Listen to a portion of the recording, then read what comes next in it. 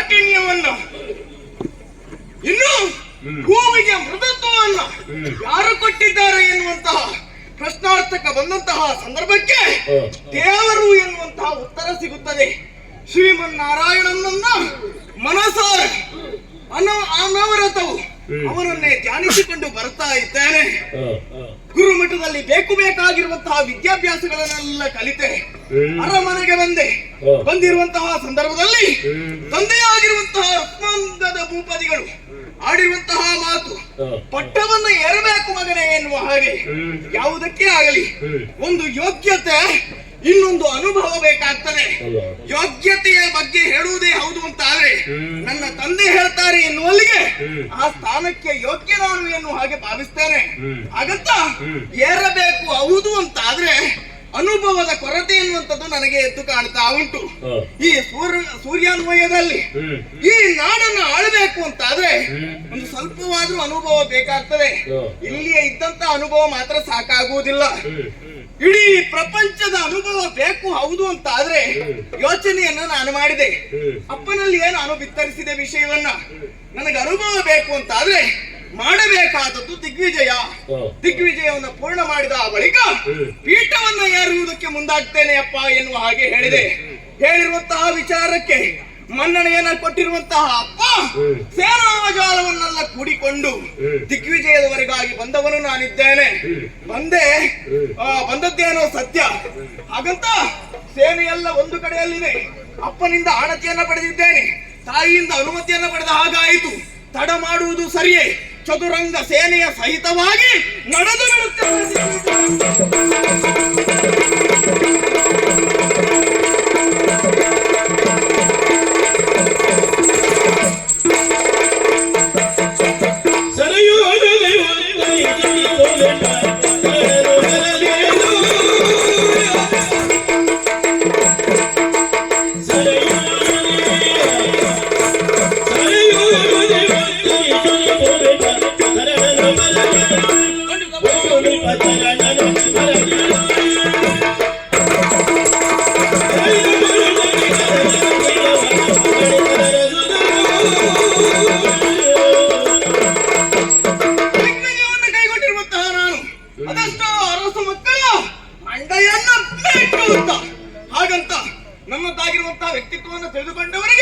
ಸಾಂತ್ವನದ ಮಾತುಗಳನ್ನು ಆಡುತ್ತಾ ಅವರನ್ನ ಮನ್ನಿಸಿದವನು ನಾನಿದ್ದೇನೆ. ಅಂಗ ಕಳಿಂಗ ಕಾಂಬೋಜ ಗುರ್ಜರ ಮುಂತಾದ ರಾಜ್ಯಗಳ ಮೇಲೆ ದಾಳಿಯನ್ನು ಮಾಡಿದವನು ನಾನಿದ್ದೇನೆ. ದಿಗ್ವಿಜಯ ಯಾತ್ರೆಯನ್ನು ಮಾಡಿದೆ. ಪರಿಣಾಮದಲ್ಲಿ ಸ್ವಲ್ಪ ಸಮಯ ಹೋದಾಗೆ ಕಾಣ್ತಾ ಉಂಟು ಸ್ವಾಮಿ. ಇದೇ ರೀತಿಯಾಗಿ ನಾವು ಮುಂದುವರೆದಿದ್ದೆ ಹೌದು ಅಂತಾದ್ರೆ ದಿಗ್ವಿಜಯ ಪೂರ್ಣ ಆಗಬಹುದು. ಹಾಗಂತ ಸಮಯ ಎನ್ನುವಂಥದ್ದು ಬಹಳಷ್ಟು ಕಳೆದು ಹೋಗ್ತದೆ. ಇದಕ್ಕೊಂದು ನಿಂತುಕೊಂಡು ಸ್ವಲ್ಪ ಯೋಚನೆ ಮಾಡಬೇಕಾಗ್ತದೆ.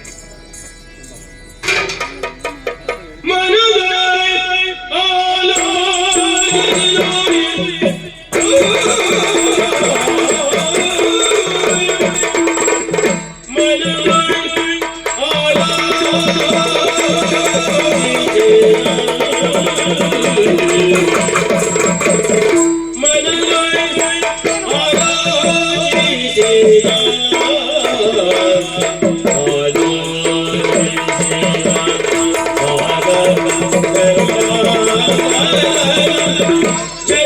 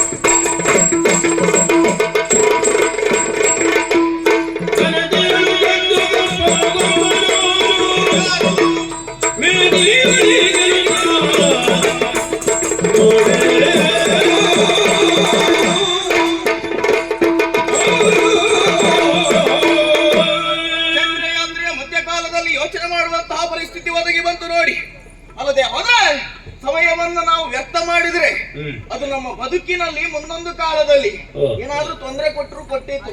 ಅದಕ್ಕಾಗಿ ಆದಷ್ಟು ಬೇಗ ಮುಗಿಸಬೇಕು ಎನ್ನುವಂತಹ ತೀರ್ಮಾನವನ್ನು ನಾನು ಮಾಡಿದ್ದೇನೆ. ಯಾವ ರೀತಿಯಲ್ಲಿ ಅರಸು ಮಕ್ಕಳು ಪ್ರಪಂಚದಲ್ಲಿ ಅದೆಷ್ಟೋ ಮಂದಿ ಇದ್ದಾರೆ, ಹಾಗಂತ ಬಲಿಷ್ಠವಾಗಿರುವಂತಹ ಒಬ್ಬಾತ ಅರಸನನ್ನ ಅರ್ಥಾತ್ ಎಲ್ಲರನ್ನು ಗೆಲ್ಲಬಲ್ಲಂತಹ ಸಾಮರ್ಥ್ಯವನ್ನ ಹೊಂದಿರುವಂತಹ ಒಬ್ಬಾತನನ್ನ ನಾನು ತುಡುಕಿದ್ದೇ ಹೌದು ಅಂತಾದ್ರೆ ಸಮಯವೂ ಉಳಿತದೆ. ಒಬ್ಬಾತ ಬಲಿಷ್ಠನನ್ನೇ ನಾನು ತುಡುಕಿದೆ ಎನ್ನುವಂತಹ ನೆಗಟ್ಟೆ ನನ್ನ ಪಾಲಿಗೆ ಬರ್ತದೆ. ಹಾಗಂತ ಯಾರಿದ್ದಾರೆ ಇಲ್ಲಿ? ಇದ್ದಾರಲ್ಲ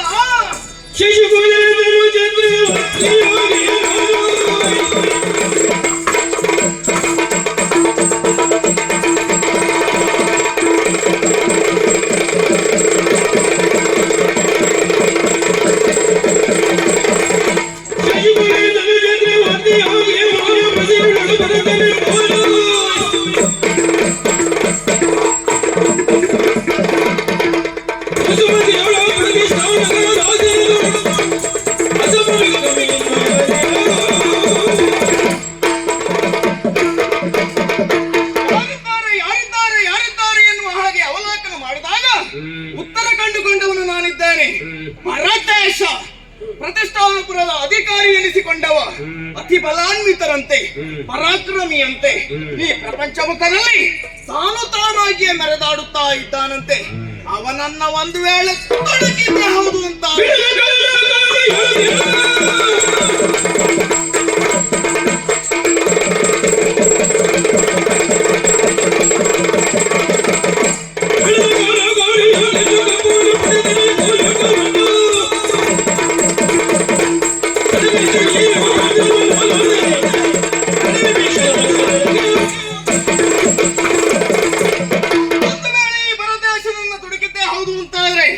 ಜಯ ಎನ್ನುವಂಥದ್ದು ನನ್ನ ಪಾಲಿಗೆ ಬಂದ್ರೆ ಸರಿ, ಅದಲ್ಲ ಅಂತಾದ್ರೆ ನಾವು ಕಪ್ಪ ಕಾಣಿಕೆಯನ್ನ ಕೊಟ್ಟು ನಾನು ಶರಣು ಬಂದ ಎನ್ನುವ ಹಾಗೆ ಮಾಡಬೇಕಾದಂತಹ ಪರಿಸ್ಥಿತಿ ಬರ್ತದೆ. ಹಾಗೆ ಮಾಡುವುದಾ? ಖಂಡಿತವಾಗಿ ಇಲ್ಲವೇ ಇಲ್ಲ. ಈ ಧರ್ಮಾಂಗದನ ಪರಾಕ್ರಮ ಏನು ಎಷ್ಟು ಎನ್ನುವ ಹಾಗೆ ಪೀಠದ್ದೇ ಆತನಲ್ಲಿ ತೋರಿಸಬೇಕಾಗಿದೆ. ಅದಕ್ಕಾಗಿ ಸೇನಾ ಜಾಲವನ್ನ ಕೂಡುತ್ತಾ ಆತನ ನಾಡಿಗೆ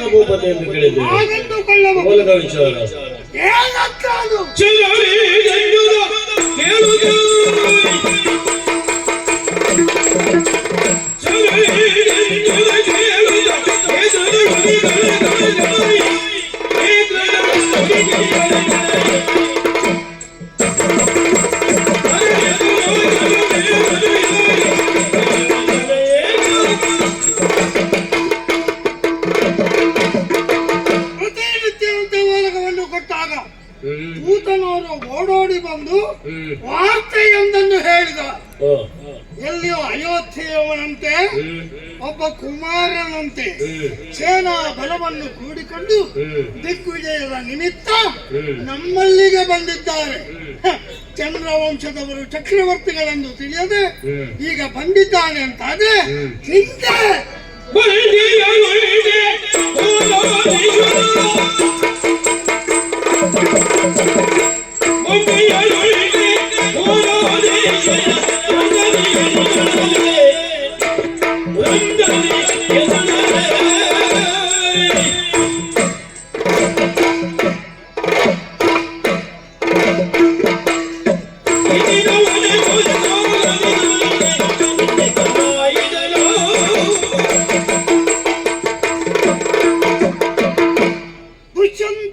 ಬಂದಂತ ಅಧಿಕಾರ ಗದ್ದುಗೆ ಒಂದು ರೀತಿ ಆನುವಂಶಿಕತೆ ಅಂತ ಹೇಳಬಹುದು. ಚಕ್ರವರ್ತಿ ಪೀಠವನ್ನು ಏರಿದ ನಂತರದಲ್ಲಿ ನಮ್ಮಲ್ಲಿಗೆ ವಿರೋಧಿಗಳು ಬರಲಿಲ್ಲ. ಯಾಕೆ ಬರಲಿಲ್ಲ? ಧರೆಯ ದಿಗ್ವಿಜಯವನ್ನು ಮಾಡಿ ನನ್ನ ಪ್ರಭುತ್ವವನ್ನು ಪ್ರತಿಷ್ಠಾಪಿಸಿ ಪೂರ್ವಾಭಿಷೇಕವನ್ನು ನಾನು ಚಕ್ರವರ್ತಿ ಎಂದು ಮಾನ್ಯತೆಯನ್ನು ಪಡೆಯುವ ನಾನು. ಅಂತಹ ನಮ್ಮಲ್ಲಿಗೆ ಈವರೆಗೆ ಯಾರು ವಿರೋಧ ಭಾವದಿಂದ ಬರಲಿಲ್ಲ. ಈಗ ಬಂದಿದ್ದಾರೆ ಅಂತಾದ್ರೆ ಬಂದವ ಯಾರು ಮತ್ತೆ ಎಷ್ಟು?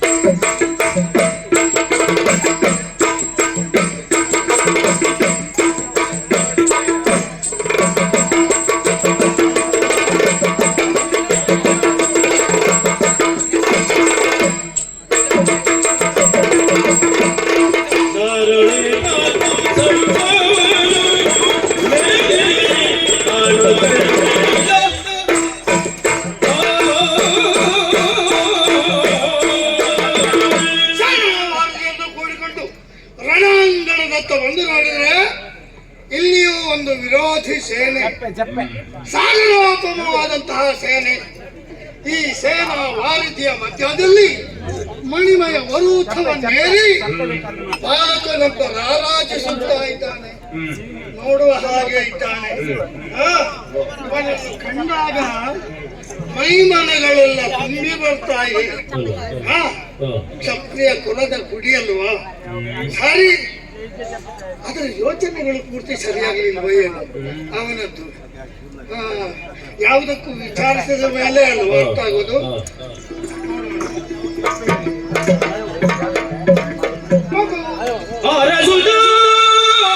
Pesadilla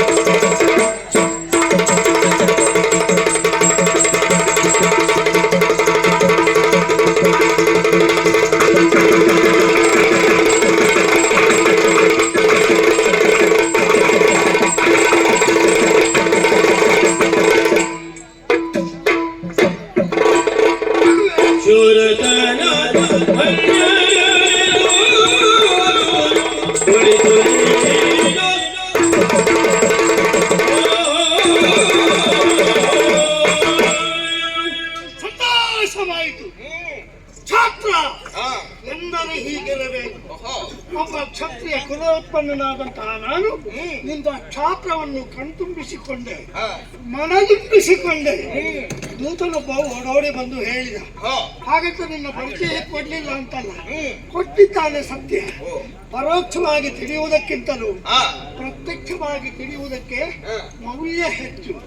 ಆದ್ದರಿಂದ ಕೇಳ್ತಾ ಇದ್ದೇನೆ, ಯಾರ ಸೂತ ಬೇಸಾರೆ ಒಂದು ಜೊತೆಗೆ ಒಬ್ಬರು ಮತ್ತೊಬ್ಬ ಎಡೆಗೆ ಹೋಗುವುದು ಬರುವುದು ತಪ್ಪೇನು ಅಲ್ಲ. ಆದ್ರೆ ಬರುವ ರೀತಿ ಇರಬೇಕು, ಹೋಗುವ ರೀತಿ ಇರಬೇಕು. ಬರೀ ಕಾರಣ ಕಾರಣ ಸರಿಯಾಗಿರಬೇಕು, ಯೋಗ್ಯವಾದಂತಹ ಕಾರಣವೇ ಬೇಕಾಗ್ತದೆ. ಅದೇ ನಿನ್ನ ಕಾರಣ. ಶೌರ್ಯವನ್ನು ಬರೆಸುವುದಕ್ಕೆ ಬಂದವನು ಅದು ವ್ಯರ್ಥ, ಯಾರಲ್ಲಿ ಏನು ಅಂತಿಲ್ವೇ. ಆದ್ದರಿಂದ ಒಂದು ಕೆಲಸ ಮಾಡ್ತೇನೆ, ಮಾಡುವೇನು. ವ್ಯರ್ಥ ಪ್ರಯತ್ನಗಳೆಲ್ಲ ಬೇಡ, ಸಾರ್ಥಕವಾದ ಪ್ರಯತ್ನಗಳಿರಬೇಕು. ನೀನು ಮಾಡುತ್ತಿರುವ ಕಾರ್ಯಗಳೆನ್ನುವುದು ನಿನ್ನ ವಯೋಮಾನದವರಿಗೆ ಆದರ್ಶವಾಗಿರಬೇಕು, ಮಾದರಿಯಾಗಿರಬೇಕು. ನಾಳೆ ಜನಾಂಗದವರು ಚೀತು ಎನ್ನಿಸಿಕೊಳ್ಳುವ ವ್ಯವಹಾರ ನಿನ್ನಂತ ಆಗಬಾರ್ದು. ಅದಕ್ಕಾಗಿ ನಿನ್ನ ಶೂರತನ ಅನ್ಯರಲ್ಲಿ ತೋರಿಸುವುದು ಒಳ್ಳೆಯದು. ನಿನ್ನ ಪರಿಚಯ ಹೇಳು.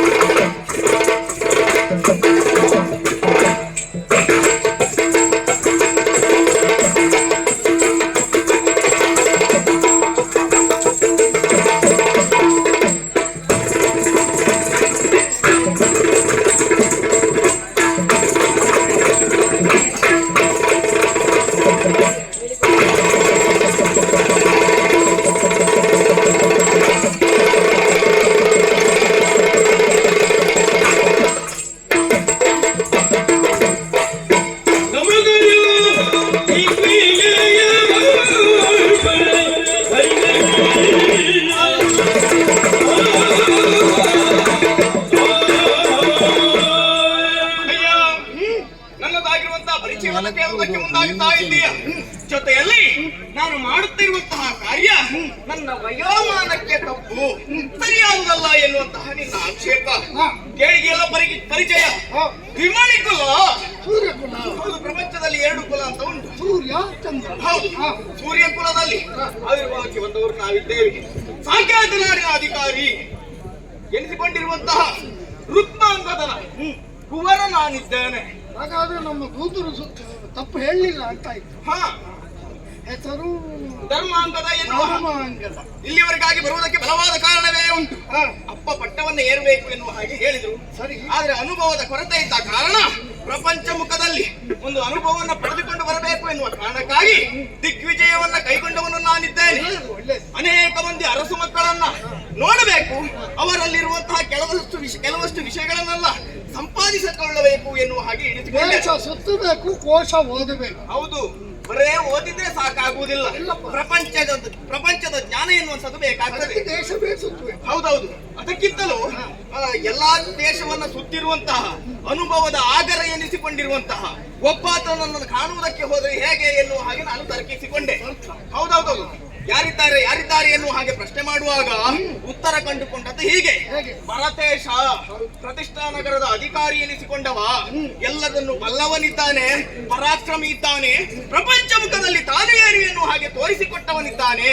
ಹೋಗಿ ಅವನಲ್ಲಿ ನಾನೆಷ್ಟು ಎನ್ನುವ ಹಾಗೆ ನನ್ನ ಪರಾಕ್ರಮವನ್ನು ತೋರಿಸುವುದರ ಮೂಲಕ ಅನುಭವವನ್ನು ನಾವು ಸ್ವೀಕರಿಸಬಹುದು ಎನ್ನುವ ಕಾರಣಕ್ಕಾಗಿ ದುರಕ್ಕಾಗಿ ಬಂದವನಿದ್ದೇನೆ.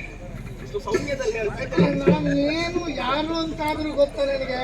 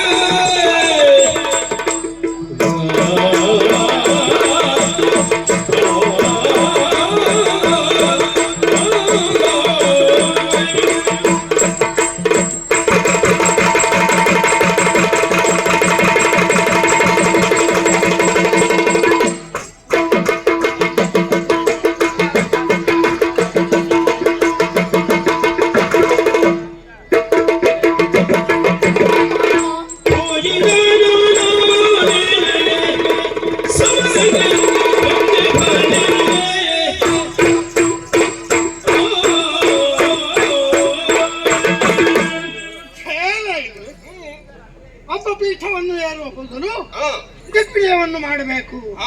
ಪದ್ಧತಿ, ಪರಂಪರೆ, ಪ್ರತಿಷ್ಠೆ ಎಲ್ಲವೂ ಹೌದು. ಆದರೆ ನೀನು ಉಳಿದಲ್ಲಿ ಹೋಗ್ಲಿಲ್ಲ, ನೇರವಾಗಿ ಎಲ್ಲರನ್ನೂ ಗೆದ್ದಾತನನ್ನು ಗೆದ್ದರೆ ಭೂಮಂಡಲವನ್ನೇ ಗೆದ್ದ ಖ್ಯಾತಿ. ಯಾವುದಲ್ಲ ಅಂತಲ್ಲ, ಆದ್ರೆ ನಾನು ಚಕ್ರವರ್ತಿ ಪೀಠದವನು. ಚಕ್ರವರ್ತಿ ಅಂದ್ರೆ ನನ್ನಷ್ಟಕ್ಕೆ ನಾನು ಮೀಸೆ ಮೇಲೆ ಕೈ ಆಡಿಸ್ತಾ ಇದ್ದವನು. ಇಲ್ಲಪ್ಪ, ನೀನು ಇಷ್ಟು ಕೆಲಸ ಮಾಡಿದಕ್ಕೋಸ್ಕರ ಆ ಪದವಿ ಸಿಕ್ಕಿತು. ಭರತ ಖಂಡವನ್ನೇ ಜಯಿಸಿ ಉಳಿದವರನ್ನು ಮಂಡಲಾಧೀಶರನ್ನಾಗಿ ನಾನು ಚಕ್ರವರ್ತಿಯಾದವನು. ಇಡೀ ಆರ್ಯಾವರ್ತದ ಅರಸು ಮಕ್ಕಳು ಅವರ ಮಕುಟದ ಮಣಿಯಿಂದ ನನ್ನ ಪಾದಗಳಿಗೆ ನೀರಾಜನ ಬೆಳಗಿಸಿಕೊಳ್ಳುವವನಾಗು. ನಿನಗೆ ಹೇಳ್ತೇನೆ, ನಿನ್ನ ಅಪ್ಪನಿಗೆ ಗೊತ್ತಿರಬಹುದು, ಬಹುಶಃ ನೀನು ಇಲ್ಲಿಗೆ ಹೊರಟು ಬರ್ತೀಯ ಎನ್ನುವ ಕಲ್ಪನೆ ಅವನಿಗೆ ಇರ್ಲಿಕ್ಕಿಲ್ಲ. ಇಂತಲ್ಲೇ ಹೋಗ್ತೇನೆ ಎನ್ನುವ ಹಾಗೆ ಹೇಳಿಲ್ಲ. ಈ ಕಡೆ ಪೂರೈಸಿ ಹೇಳಿ ಬಂದ. ಹೌದು, ಒಳ್ಳೇದು. ವಯೋಮಾನದಲ್ಲಿ ನೋಡು, ಬಲದಲ್ಲಿ ನೋಡು, ಸ್ಥಾನಮಾನದಲ್ಲಿ ನೋಡು, ಅನುಭವದಲ್ಲಿ ನೋಡು. ನಾನೆಷ್ಟು ಹಿರಿಯವ, ನೀನೆಷ್ಟು ಕಿರಿಯವ. ಮಗುವೆ, ವ್ಯಕ್ತಿಗೆ ದೇಹದ ಶಕ್ತಿ ಸಾಲದು, ದೈವ ಭಕ್ತಿ ಬೇಕು, ಗುರು ಹಿರಿಯರಲ್ಲಿ ಗೌರವ ಬೇಕು. ಆಗ ಪ್ರಪಂಚದಲ್ಲಿ ಒಬ್ಬ ಪ್ರತಿಷ್ಠಾಪಿತ ವ್ಯಕ್ತಿ ಆಗುವುದಕ್ಕೆ ಸಾಧ್ಯ. ಹೇಳಿದ್ದಲ್ಲ, ಮಂಡಲಾಧಿಪತಿಗಳು ಮಣಿಯ ಮುಕುಟದಿಂದ ನನ್ನ ಪಾದಗಳಿಗೆ ನೀರಾಜನವಾಗುತ್ತದೆ. ಆದ್ದರಿಂದ ಮದುವೆ, ನಿನಗೆ ನಾನು ಏನು ಕೇಳು, ಪೂಜಿತನು. ನನ್ನನ್ನಲ್ಲ, ನನ್ನ ನೆರಳನ್ನು ಕಂಡು ಪೂಜೆ ಮಾಡಬೇಕು. ಅದರ ಬದಲಾಗಿ ಯುದ್ಧಕ್ಕೆ ಬಂದಿಯಲ್ಲ, ಪಳ್ಳಿದೆ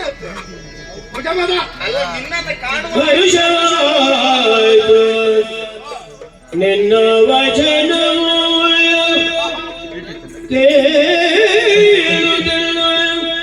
ಮನಸ್ಸಿಗೀಗ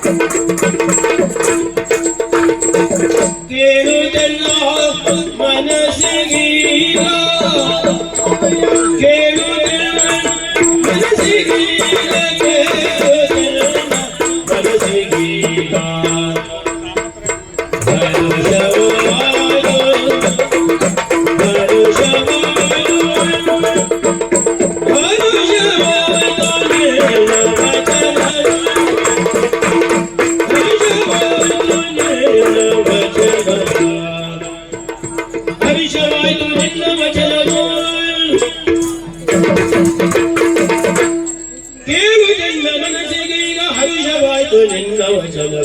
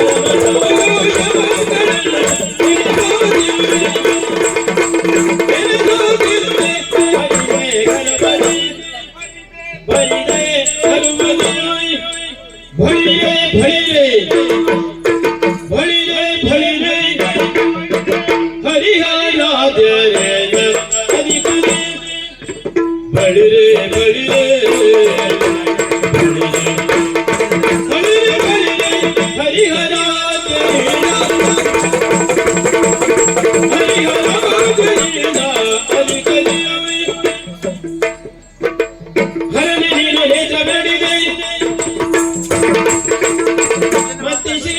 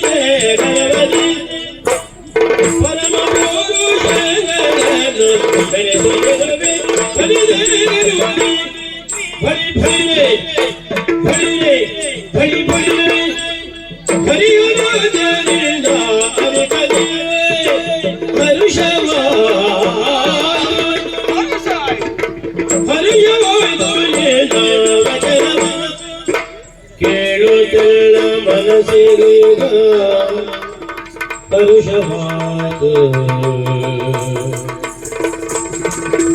ಹರುಷವಾಯ್ತು ಹರುಷವಾಯ್ತು ಹರುಷವಾಯ್ತು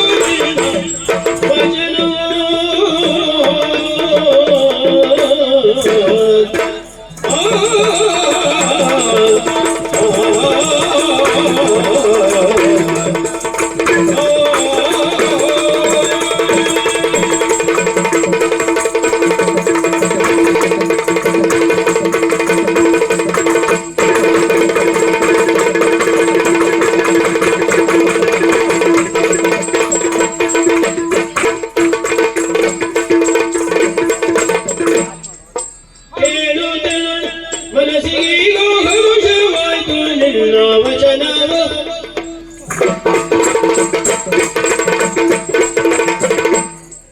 ಹರನೆ ನೀನು ನೇತ್ರವಿರಡೆ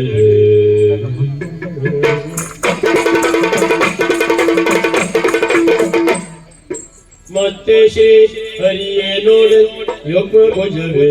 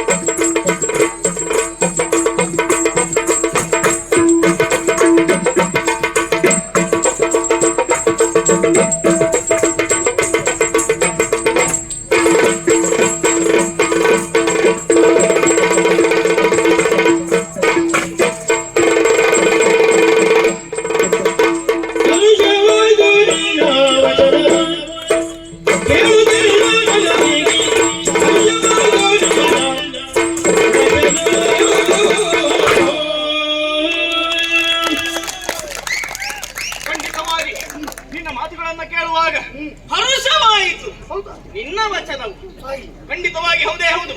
ಹೇಳಿದೆಯಲ್ಲ ನಾನು ಹಾಗೆ ನಾನು ಹೀಗೆ ನನ್ನದಾಗಿರುವಂತಹ ಗೌರವ ಇಷ್ಟುಂಟು ಅಷ್ಟುಂಟು ಎನ್ನುವ ಹಾಗೆ ಪೂಜಿತನು ನಿನಗೆ. ಹೌದಾ?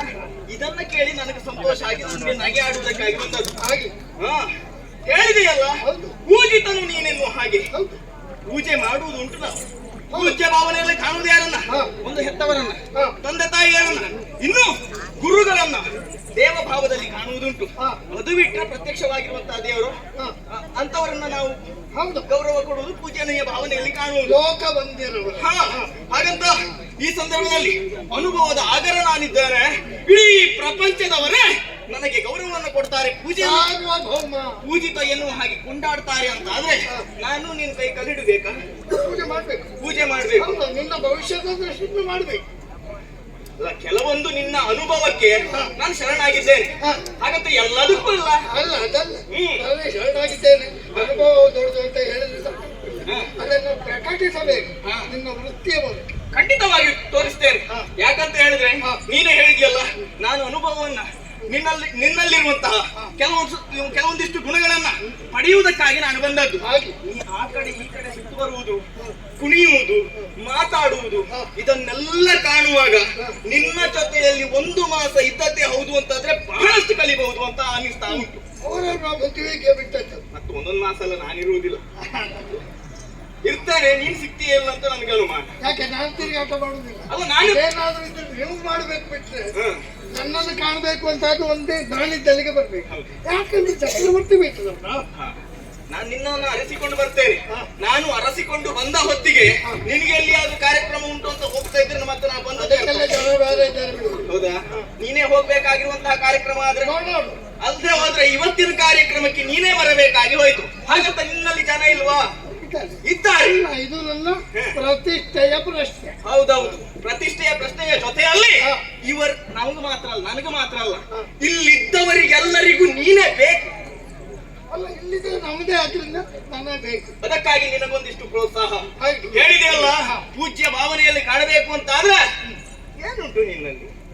ಮುಂದೆ ಹರನೆನ್ನುವ ಹಾಗೆ ಕಾಣುವುದಕ್ಕೆ ಉಭಯ ನೇತ್ರಗಳು ಮಾತ್ರ ಉಂಟು. ಎರಡು ಕಣ್ಣು ಒಂದು ಪೂಜಿಸಲೇ ಹಾ. ನೇತ್ರವೆರಡಿದೆ. ಎರಡಿದೆ. ಅವ ಮುಕ್ಕಣ್ಣು. ಹೌದು, ಮನಸ್ಸಿನ ಒಂದು ಕಣ್ಣಿರ್ತದಂತೆ, ಅವನ ಕಣ್ಣು ಅದು ಕಾಣುವುದಿಲ್ಲ. ಕಾಣುವುದಿಲ್ಲ. ನೇತ್ರವೆರಡಿದೆ, ಅಷ್ಟು ಸಾಕು. ಅಷ್ಟು ಸಾಕಾಗ್ತದೆ. ನಿನಗೆ ಕಾಣುವುದಿಲ್ಲ, ಎರಡೇ ಕಣ್ಣಿರುವುದು. ಹಾ. ಹಾಗಂತ ನೀನು ಶಿವನಲ್ಲ. ಅಲ್ಲ. ಇನ್ನು ಹರಿಯನ್ನು ಹಾಗೆ ಭಾವಿಸೋಣವೇ? ಭಾವಿಸಿ ಪೂಜೆ ಮಾಡು. ಎರಡೇ ಕೈಯಲ್ವಾ ಪುಣ್ಯಾತ್ಮ ನಿನಗೆ? ಓ, ಅವ ಚತುರ್ಭುಜ. ಚತುರ್ಭುಜ. ಹಾಗಂತ ನೀ ಹರಿಯಲ್ಲ. ಹಾ. ಇನ್ನು ಹಾ. ಆ, ಬ್ರಹ್ಮನ ಹಾ. ಹಾಗಾದ್ರೂ ಪೂಜೆ ಮಾಡು. ಹ? ಹಾಗೆಂತ ಪೂಜೆ? ತಲೆ ಇಲ್ವಲ್ಲ? ಅಲ್ಲ, ಉಂಟಲ್ಲ. ಒಂದೇ ಉಂಟಲ್ಲ? ಅವ ಚತುರ್ಮುಖ. ಹೌದೌದು, 4 ತಲೆ ಕಾಣುವುದಿಲ್ಲ, ಇದ್ದದ್ದು ಒಂದು ಮಾತ್ರ. ಆ ವಿಭಾಗದಲ್ಲಿ ಯೋಚನೆ ಮಾಡಿದ್ದೆ ಹೌದು ಅಂತಾದ್ರೆ ಪೂಜ್ಯ ಭಾವನೆಯಲ್ಲಿ ನಿನ್ನನ್ನು ಕಾಣುವುದಕ್ಕೆ ಸಾಧ್ಯ ಇಲ್ಲವೇ ಇಲ್ಲ. ತ್ರಿಮೂರ್ತಿಗಳು ಎನ್ನುವಂತ ಅಹಂಕಾರದ ಮಾತುಗಳನ್ನೇ ನೀನು ಆಡುವುದಕ್ಕೆ ಹೋಗಬೇಡ. ನೀನೇ ದೇವರು ಎನ್ನುವ ಹಾಗೆ ಆಡಬೇಡ. ಹ? ಹೇಳು. ಬಂದದ್ದು ದಿಗ್ವಿಜಯಕ್ಕೆ ಬೇಕಾಗಿ, ನಿನ್ನನ್ನು ತುಡುಕಬೇಕು, ನೀನು ಎಷ್ಟು ಏನು ಎನ್ನುವ ಹಾಗೆ ಕಾಣಬೇಕು ಅಂತಲೇ ನಾನು ಬಂದದ್ದು. ಬಹಳ ಬಾಲಿಶವಾದ ಮಾತಾಯ್ತು. ಯಾಕೆ? ನನ್ನನ್ನು ನೀನು ಪೂಜೆ ಮಾಡ್ಬೇಕಾದ್ರೆ ಹ, ಒಂದೇ ಹರಣಾಗಬೇಕು, ಹರಿಯಾಗಬೇಕು, ಇಲ್ಲ ಬ್ರಹ್ಮ ಆಗಬೇಕು. ಆಗಬೇಕು. ಹೌದೌದು.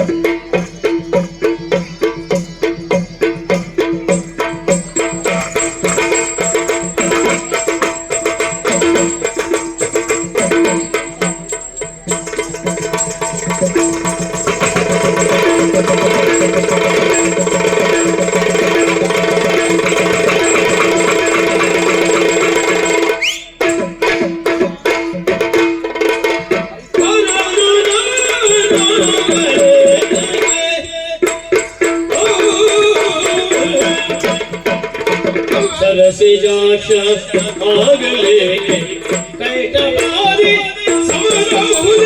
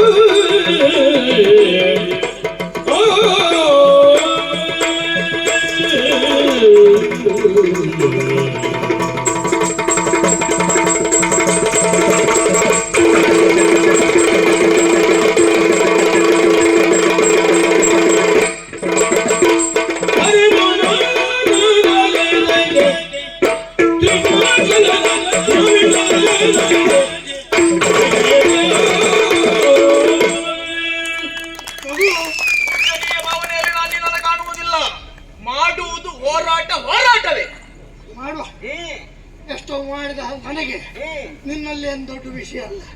ಆದ್ರೆ ಒಂದು ತಿಳ್ಕೊಳ್ಬೇಕು, ಏನು ಇದರಿದ್ದವ ಏನು ಆಡಿದ, ಯಾಕೆ ಆಡಿದ, ಯಾವ ಅರ್ಥದಲ್ಲಿ ಆಡಿದ, ಅದನ್ನು ತಿಳ್ಕೊಳ್ಬೇಕು. ಅಷ್ಟೆಲ್ಲ ಬುದ್ಧಿ ಬೆಳೀಲಿಲ್ಲ ನನಗೆ. ನಾನೆಂಥದ್ದು ಹರನಾದ್ರೆ ಪೂಜೆ ಮಾಡ್ತಿದ್ದೆ. ಅದು ಹಾಗಿರ್ಬೇಕು, ಮುಕ್ಕಣ್ಣನಾಗಿರ್ಬೇಕು. ಹೌದು, ತ್ರಿನೇತ್ರಧಾರಿ ಆಗಿದ್ರೆ ಮಾತ್ರ. ಲೋಕ ತಿಳಿದಿದೆ, ಪರಶಿವನು ಮುಕ್ಕಣ್ಣ. ಹಾಗೆ ಶ್ರೀಹರಿಯು ಚತುರ್ಭುಜ, ಬ್ರಹ್ಮದೇವ ಚತುರ್ಮುಖ. ನನಗೀಗ 3 ಕಣ್ಣಿದ್ರೆ ಪೂಜೆ ಮಾಡ್ತೀಯ? ಅದರ ಜೊತೆಯಲ್ಲಿ ವ್ಯಕ್ತಿತ್ವವು ಬೇಕಾಗಿರ್ತದೆ. ಮತ್ತ ಆ ಮಾತು ಯಾಕೆ ಅಲ್ಲ, ವ್ಯಕ್ತಿತ್ವ ಅದಾಗ್ಲಿಕ್ಕೆ ಆಗ್ತದ? ಅದು ಮತ್ತೊಬ್ಬನಿಗೆ ಆಗ್ತದ? ಖಂಡಿತವಾಗಿ ಇಲ್ವೇ ಇಲ್ಲ. ಉದಾಹರಣೆಗೆ ಹೇಳಿದ ದೇವರ ರೀತಿಯಲ್ಲಿ ನೀನು ಇದ್ದದಿದ್ರೆ ನನ್ನದು ಪೂಜನೀಯ ಭಾವನೆ. ನನ್ನಲ್ಲಿರುವ ದೇವತ್ವ ಏನು ಅಂತ ಆಮೇಲೆ ನಿನ್ಗೆ ಹೇಳ್ತೇನೆ, ಈಗ ಬೇಡ. ಹರನನ್ನು ಮುಕ್ಕಣ್ಣನೆಂದೋ, ಹರಿಯನ್ನು ಚತುರ್ಭುಜನೆಂದೋ, ಬ್ರಹ್ಮನನ್ನು ಚತುರ್ಮುಖನೆಂದೋ ಲೋಕದ ಜ್ಞಾನಿಗಳು ಗುರುತಿಸಿದ್ರು. ಯಾಕೆ ಗೊತ್ತಾ ನಿಮಗೆ? ಯಾಕೆ? ಈ ಲೋಕದಲ್ಲಿ ಹುಟ್ಟುವ ಜೀವರಾಶಿಗಳು ಎಷ್ಟು ವಿಧದ ಜೀವರಾಶಿಗಳು? 4 ವಿಧದ್ದು: ಅಂಡಜ, ಪಿಂಡಜ, ಸ್ವೇದಜ, ಉದ್ಭಿಜ. ಇದಕ್ಕಿಂತ ಹೊರತಾದ ಸೃಷ್ಟಿ ಉಂಟ ಪ್ರಪಂಚದಲ್ಲಿ? ಇಲ್ಲಲ್ಲ. ಅದನ್ನ ಸೃಷ್ಟಿ ಮಾಡುವವ 4 ವಿಧದ ಜೀವಿ ರಾಶಿಗಳನ್ನ ಸೃಷ್ಟಿ ಮಾಡುವ ಬ್ರಹ್ಮನನ್ನು ಚತುರ್ಮುಖ ಅಂತ ಕರೆದು. ಹೌದು. ಆಮೇಲೆ ಹರಿಗೆ ಚತುರ್ಭುಜ. ಯಾಕೆ? ಒಂದು ಜೀವಿಯು ಈ ಪ್ರಪಂಚದಲ್ಲಿ ಪಾಲಿಸಲ್ಪಡಬೇಕಾದ್ರೆ 4 ವ್ಯಕ್ತಿಗಳಿಂದ ಮಾತ್ರ. ಯಾರಿಂದ? ತಂದೆಯಿಂದ, ತಾಯಿಯಿಂದ, ಗುರುವಿನಿಂದ, ದೊರೆಯಿಂದ. ಇದರ ಹೊರತಾಗಿ ಪಾಲನೆ ಬೇಡ ಅಲ್ವಾ? ಈ 4 ಆಗಿ ಲೋಕವನ್ನು ಪಾಲಿಸುವ ನಾರಾಯಣನಿಗೆ 4 ಕೈಗಳು ಅಂತ ಗುರುತಿಸಿದೆ. ಆಮೇಲೆ ಈಶನಿಗೆ ಮುಕ್ಕಳು. ಹೌದು. ಯಾಕೆ? ಪ್ರಪಂಚಕ್ಕೆ ಮುಖ್ಯವಾಗಿ ಬೇಕಾದದ್ದು 3: ಸೂರ್ಯ, ಚಂದ್ರ, ಬೆಂಕಿ ಅಲ್ವಾ? ಆ 3 ಕಣ್ಣನ್ನಾಗಿ ಪಡೆದವ ಶಿವ ಎಂಬ ಅರ್ಥದಲ್ಲಿ ಮುಕ್ಕಣ್ಣನಾಗಿ ಗುರುತಿಸಿದ್ರು. ನನ್ನನ್ನು ಪೂಜಿಸು. ಈಗ ನಿನ್ನಲ್ಲಿ ಹೇಳ್ತೇನೆ. ಅಲ್ಲ, ನನಗೀಗ ನಾನು ಹೇಳಿದ್ದೆ ಒಳ್ಳೇದಾಯ್ತು ಅಂತ ಅನ್ನಿಸ್ತಾ ಉಂಟು. ಯಾಕೆ? ನಿನ್ನನ್ನು ಆಕ್ಷೇಪ ಮಾಡುವುದಕ್ಕಾಗಿ ಹರನಿಯಲ್ಲಿರುವಂತಹ ಕಣ್ಣು ನಿನ್ನಲ್ಲಿಲ್ಲ, ಚತುರ್ಭುಜಗಳಿಲ್ಲ ಅಲ್ವಾ? ಈ ರೀತಿಯಾದಂತಹ ಪ್ರಶ್ನೆ ಮಾಡಿದವನು ನಾನಿದ್ದೇನೆ.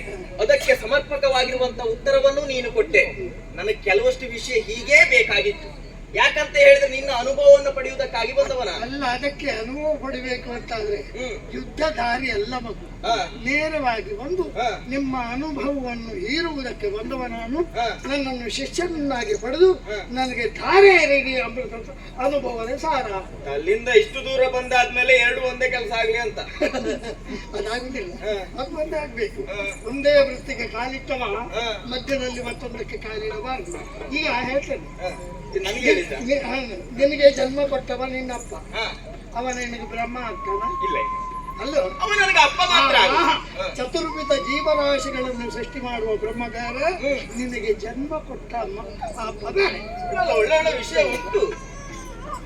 ಎಂತದತ್ತ ಮಾಡಿದೆ ಹುಡುಗ? ಎಂತ ಮಾಡಿದೆ?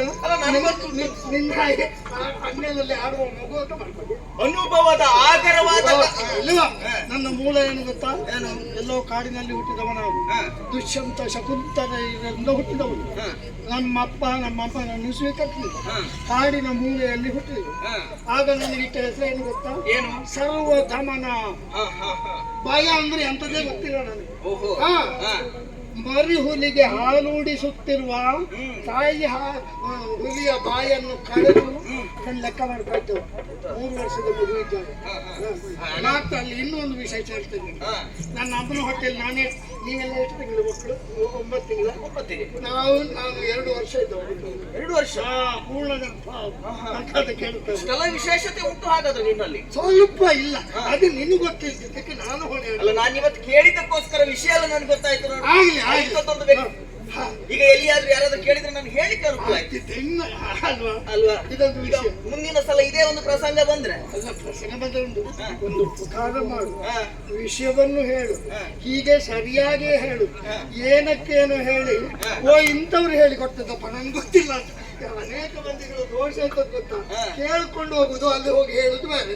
ಯಾರು ಹೇಳಿದ್ರು ನನ್ ಕೇಳು, ಅವ್ರು ಹೇಳಿದ್ದು ನಂಗೆ ಅವ್ರ ಹತ್ರ ಇಲ್ಲ. ನಿನ್ನ ಬಾಯಿಯಲ್ಲಿ ಬರ್ತದಂತಾದ್ರೆ ಅದು ನಮ್ಮ ಬಾಯಿಯಲ್ಲಿ ಮತ್ತೆ ಬರುವುದಾದ್ರೂ ಸರಿಯಾಗಿಯೇ ಬರ್ತದೆ. ಸರಿಯಾಗಿ ಬರ್ಬೇಕು. ಸರಿಯಾಗಿ ಹೇಳಿದ್ರೆ ಮಾತ್ರ ಬರುದು. ಅಲ್ಲ, ನಾವು ಹೇಳಿದ್ ಸರಿ. ಅಲ್ಲ, ನಾನು ಏನನ್ನಿಸ್ತು? ನಾನು ಹೇಳಿ ಸರಿ ಅನ್ನಿಸ್ತಾ ತಪ್ಪು? ಅಯ್ಯೋ, ನೀನು ಹೇಳ್ತಾ ಇರೋದು 100ಕ್ಕೆ 100 ಸತ್ಯವೇ. ನನ್ನ ಬಾಯಲ್ಲೂ ಅದೇ ಸರಿಯಾದಂತ ಮಾತುಗಳು ಬರ್ತದಂತ. ಯುದ್ಧರಂಗ ನಿರ್ಮಾಣವಾಗಿದೆ. ಈ ಪೂರ್ವದಲ್ಲಿ ಎಷ್ಟು ಮಂದಿಗಳು ಯುದ್ಧ ಮಾಡಲಿಲ್ಲ? ದೇವ ದಾನವರಿಂದ ಆರಂಭ ಯುದ್ಧ ಅಲ್ವಾ? ಹುಟ್ಟಿದ ಮೇಲೂ ಅದೇನು ಮುಗಿದು ಹೋಗ್ಲಿಲ್ಲ. ಯಾರಾದ್ರೂ ಹೀಗೆ ಹೇಳಿದ್ದುಂಟು? ನೀನೇನು ಶಿವನು, ನೀನೇನು ಬ್ರಹ್ಮನು, ನೀನೇನು ನಾರಾಯಣನು? ಯಾರು ಕೇಳಿಲ್ಲ. ನಿನ್ನ ಮಾತಿನಂತೆ ನಾನು ಹರನು ನಾನಾಗಲೇತಕ್ಕೆ. ಒಂದು ಕಾಲದಲ್ಲಿ ಲೋಕದಲ್ಲಿ ಅವಧ್ಯರಾದ ಅಜೇಯರಾದ ತ್ರಿಪುರಾಸುರರು ಹಾ. ಹಾ. ಅಸುರರು. ಹೌದು ಹಾ. ಅವರನ್ನು ಕೊಂದವ ಹಾ. ಆದ್ದರಿಂದಲೇ ಅವನೊಬ್ಬ ಹಾ. ಶ್ರೇಷ್ಠ ಧನುರ್ಧರ ಸುಧನ್ವ. ನಾನು ಅದಾಗಬೇಕಾದ್ರೆ ನೀನೆಂತದ್ದು ತ್ರಿಪುರ ಕಣದಲ್ಲಿ ಒಬ್ಬರ ನೀನು ಇಷ್ಟೆಲ್ಲ ಮಾತಾಡ್ತಿಯಲ್ಲ.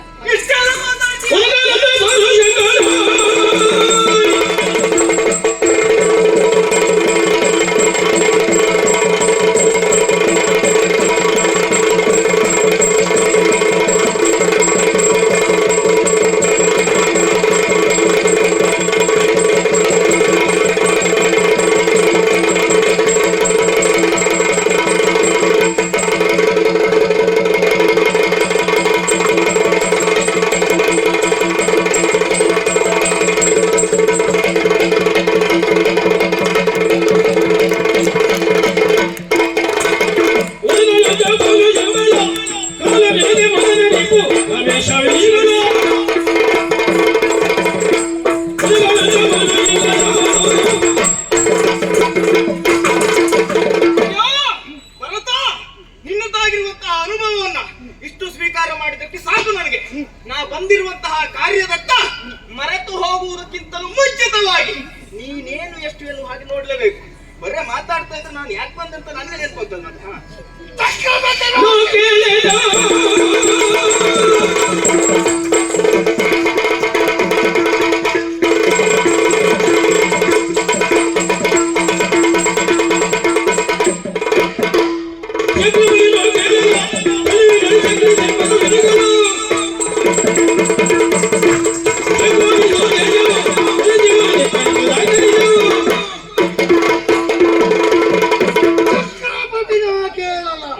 ಏನಂತ ಕೇಳಿದ್ದೀನಿ ಮೂರ್ಧಾಭಿಷೇಕ ದೊರೆ ಒಬ್ಬನಿಗೆ ಮೂರ್ಧಾಭಿಷೇಕ ಮಾಡುವುದು ಹೇಗೆ ಗೊತ್ತಾ? ಹೇಗೆ? ನಿನ್ನ ಅಪ್ಪನಿಗೆ ಗೊತ್ತು, ನಿನ್ಗೆ ಗೊತ್ತಿಲ್ಲ. ನಂಗೆ ಗೊತ್ತಿಲ್ಲ. ಯಾಕಂದ್ರೆ ಮೂರ್ಧಾಭಿಷೇಕ ಆಗ್ಲಿಲ್ಲ. ನಮ್ಮ ಮನೆಗೆ ಹೋಗಿ ಕೇಳಿದ ಮತ್ತೆ. ಮತ್ತೆ ಕೇಳು, ಅಲ್ಲಿವರೆಗೆ ಕುಡಿದು ಆಮೇಲೆ ಕೇಳ್ಬೋದು. ಉಳಿಸುವುದು ಯಾರು ಏನು ಎನ್ನುವಾಗಿ ಮತ್ತೆ ಗೊತ್ತಾಗುವುದು. ಮೂರ್ಧಾಭಿಷೇಕನ ಅಂದರೆ ಏನು? ಏನು? ಒಬ್ಬ ವ್ಯಕ್ತಿಯನ್ನು ಹಾ. ಸಾರ್ವಭೌಮ ಅಂತ ಗುರುತಿಸಿ ಹಾ. ಅವನನ್ನು ಪೀಠದ ಮೇಲೆ ಕುಳ್ಳಿರಿಸಿ ಹ್ಮ್. ಸಪ್ತ ಜಲದ ಜಲವನ್ನು ಅಭಿಷೇಕದಲ್ಲಿ ಆಗ ತ್ರಿಮೂರ್ತಿಗಳ ಶಕ್ತಿ ನಮಗೆ ಬರ್ತದೆ, ದೇವೇಂದ್ರನ ಶಕ್ತಿ ಬರ್ತದೆ, ದೇವಾದಿ ದೇವತೆಗಳ ಶಕ್ತಿ ಬರ್ತದೆ. ಅಂತಹ ಚಕ್ರವರ್ತಿಯನ್ನು ಗುರುತಿಸದ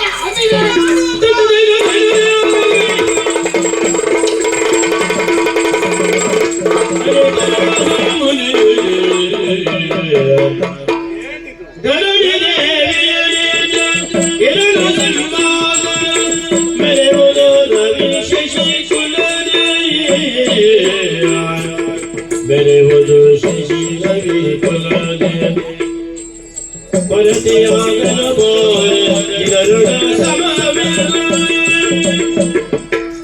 ಅರಿಸಿಕೊಳ್ಳಿರಿ ಮನದೊಳಗೆ. ಸ್ವಲ್ಪ ನಿಲ್ಲಿ, ಸ್ವಲ್ಪ ಪೂಜ್ಯರಿಗೆ ಪ್ರಣಾಮಗಳು. ಶುಭವಾಗಲಿ. ನಮೋ ನಮಃ ನಾರಾಯಣ. ಶ್ರೇಯೋಸ್ತು. ಏನಿದು? ಯುದ್ಧ. ಹೌದು, ಅದನ್ನ ತಡೆಯಬೇಕು ಎನ್ನುವಂತಹ ಉದ್ದೇಶದಿಂದಲೇ ಅಂಬರ ಮಾರ್ಗದಲ್ಲಿ ಹೋಗುತ್ತಾ ಇರುವಂತಹ ಸಂದರ್ಭ ಧರೆಗೆ ಇಳಿದು ಬಂದವನು ನಾನು.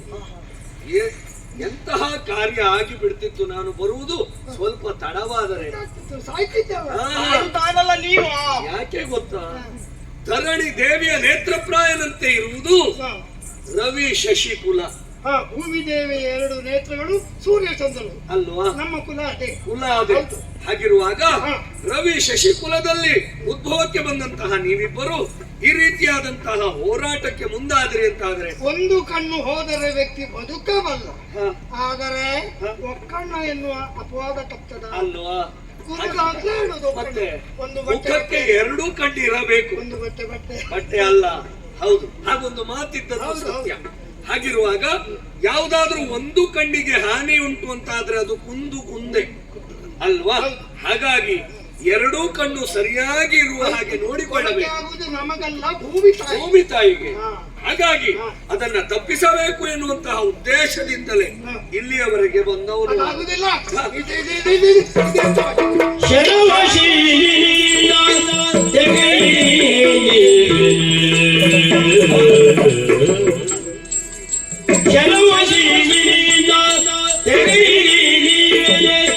ಚರಣ ಗಣಕ್ಕೆ ನಮಿಸುತ್ತ ಬರುತ್ತೋ ಧರಣಿ ಪಾತ್ಮಜ ಧರ್ಮಾಂಗರನು ಸಂತೋಷ ಸುರಮುನಿ ಗಣಗಿ ಬೇಡಿದನು ಶರವನ್ನ ಸಂಜನಿಗೆ ಏರಿಸಿ ಆಗಿದೆ. ಹೌದು. ನಾನು ಹೇಳುವುದೇನು ಗೊತ್ತಾ? ಏನು? ಶರವನ್ನ ಸಿಂಜಿನಿಯಿಂದ ತೆಗೆಯಿರಿ ಎನ್ನುವ ಹಾಗೆ. ಏನು ನಿನಗೆ ನನ್ನಂತವರು ಏನು ಹೇಳಬೇಕಾದ ಅಗತ್ಯ ಇಲ್ಲ. ಯೋಧನಾದವನು ಯುದ್ಧ ಕ್ಷೇತ್ರದಲ್ಲಿ ನಿಂತು ವಿರೋಧಿಯನ್ನೇ ಗುರಿಯಾಗಿ ಇರಿಸಿಕೊಂಡು ಸಿಂಜಿನಿಗೆ ಬಾಣವನ್ನು ಹೆದೆ ಏರಿಸಿದಂತಾದ್ರೆ ಗೃಹಸ್ಥನಾದವನು ಗರ್ಭಾದಾನ ಮಾಡಿದ ಪುಣ್ಯ. ಪುಣ್ಯ ಅದನ್ನ ಹಿಂದೆ ತೆಗೆದ್ರೆ ಗರ್ಭಪಾತ ಮಾಡಿದ ಪಾಪ. ಸರಿ, ನೀನ್ ಹೇಳಿದ ಮಾಡ್ಬೇಕಾ? ಮಾತು ಸರಿ. ಹಾ. ಆದ್ರೆ ಒಂದು ವೇಳೆ ಯುದ್ಧವೇ ಮುಂದುವರಿಯಿತು ಅಂತ ಆದ್ರೆ ಆಗುವ ಪರಿಣಾಮ ಏನು? ಶಶಿಕುಲೇ ಭರತ ಸುಗುಣ ಸಾಂದ್ರತೆ ಶಶಿಕುಲೇ ಭರತ ಸುಗುಣ ಸಾಂದ್ರತೆ ವಿಸರ್ಜನಾಭನ ಕರುಣಾರಸರ ಭಕ್ತನ ವಿಸರ್ಜನಾಭನ ಕರುಣಾರಸದ ಭಕ್ತನ ಹರ್ಷದಿಂದ ಸತ್ಕರಿಸುವ ವೇಗನೆ ಹರ್ಷದಿಂದ ಸತ್ಕರಿಸುವ ವೇಗನೆ ಪರಮ ಪುರುಷನ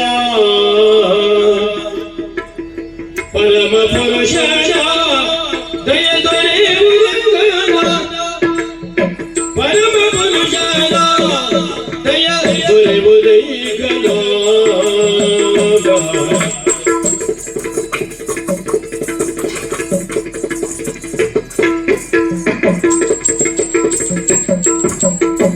ನಿನ್ನ ಸೊತೆಯರ ಒಟ್ಟು ಮನ್ನಿಸು ನಿನ್ನ ಸೊತೆಯರ ಒಟ್ಟು ಮನ್ನಿಸೈ ಬರ ಚನ್ನವಾಗಿದೆ ಕಾರ್ಯವನ್ನು ದೈವರೇ ಚನ್ನವಾಗಿದೆ ಕಾರ್ಯವನ್ನು ದೈವರೇ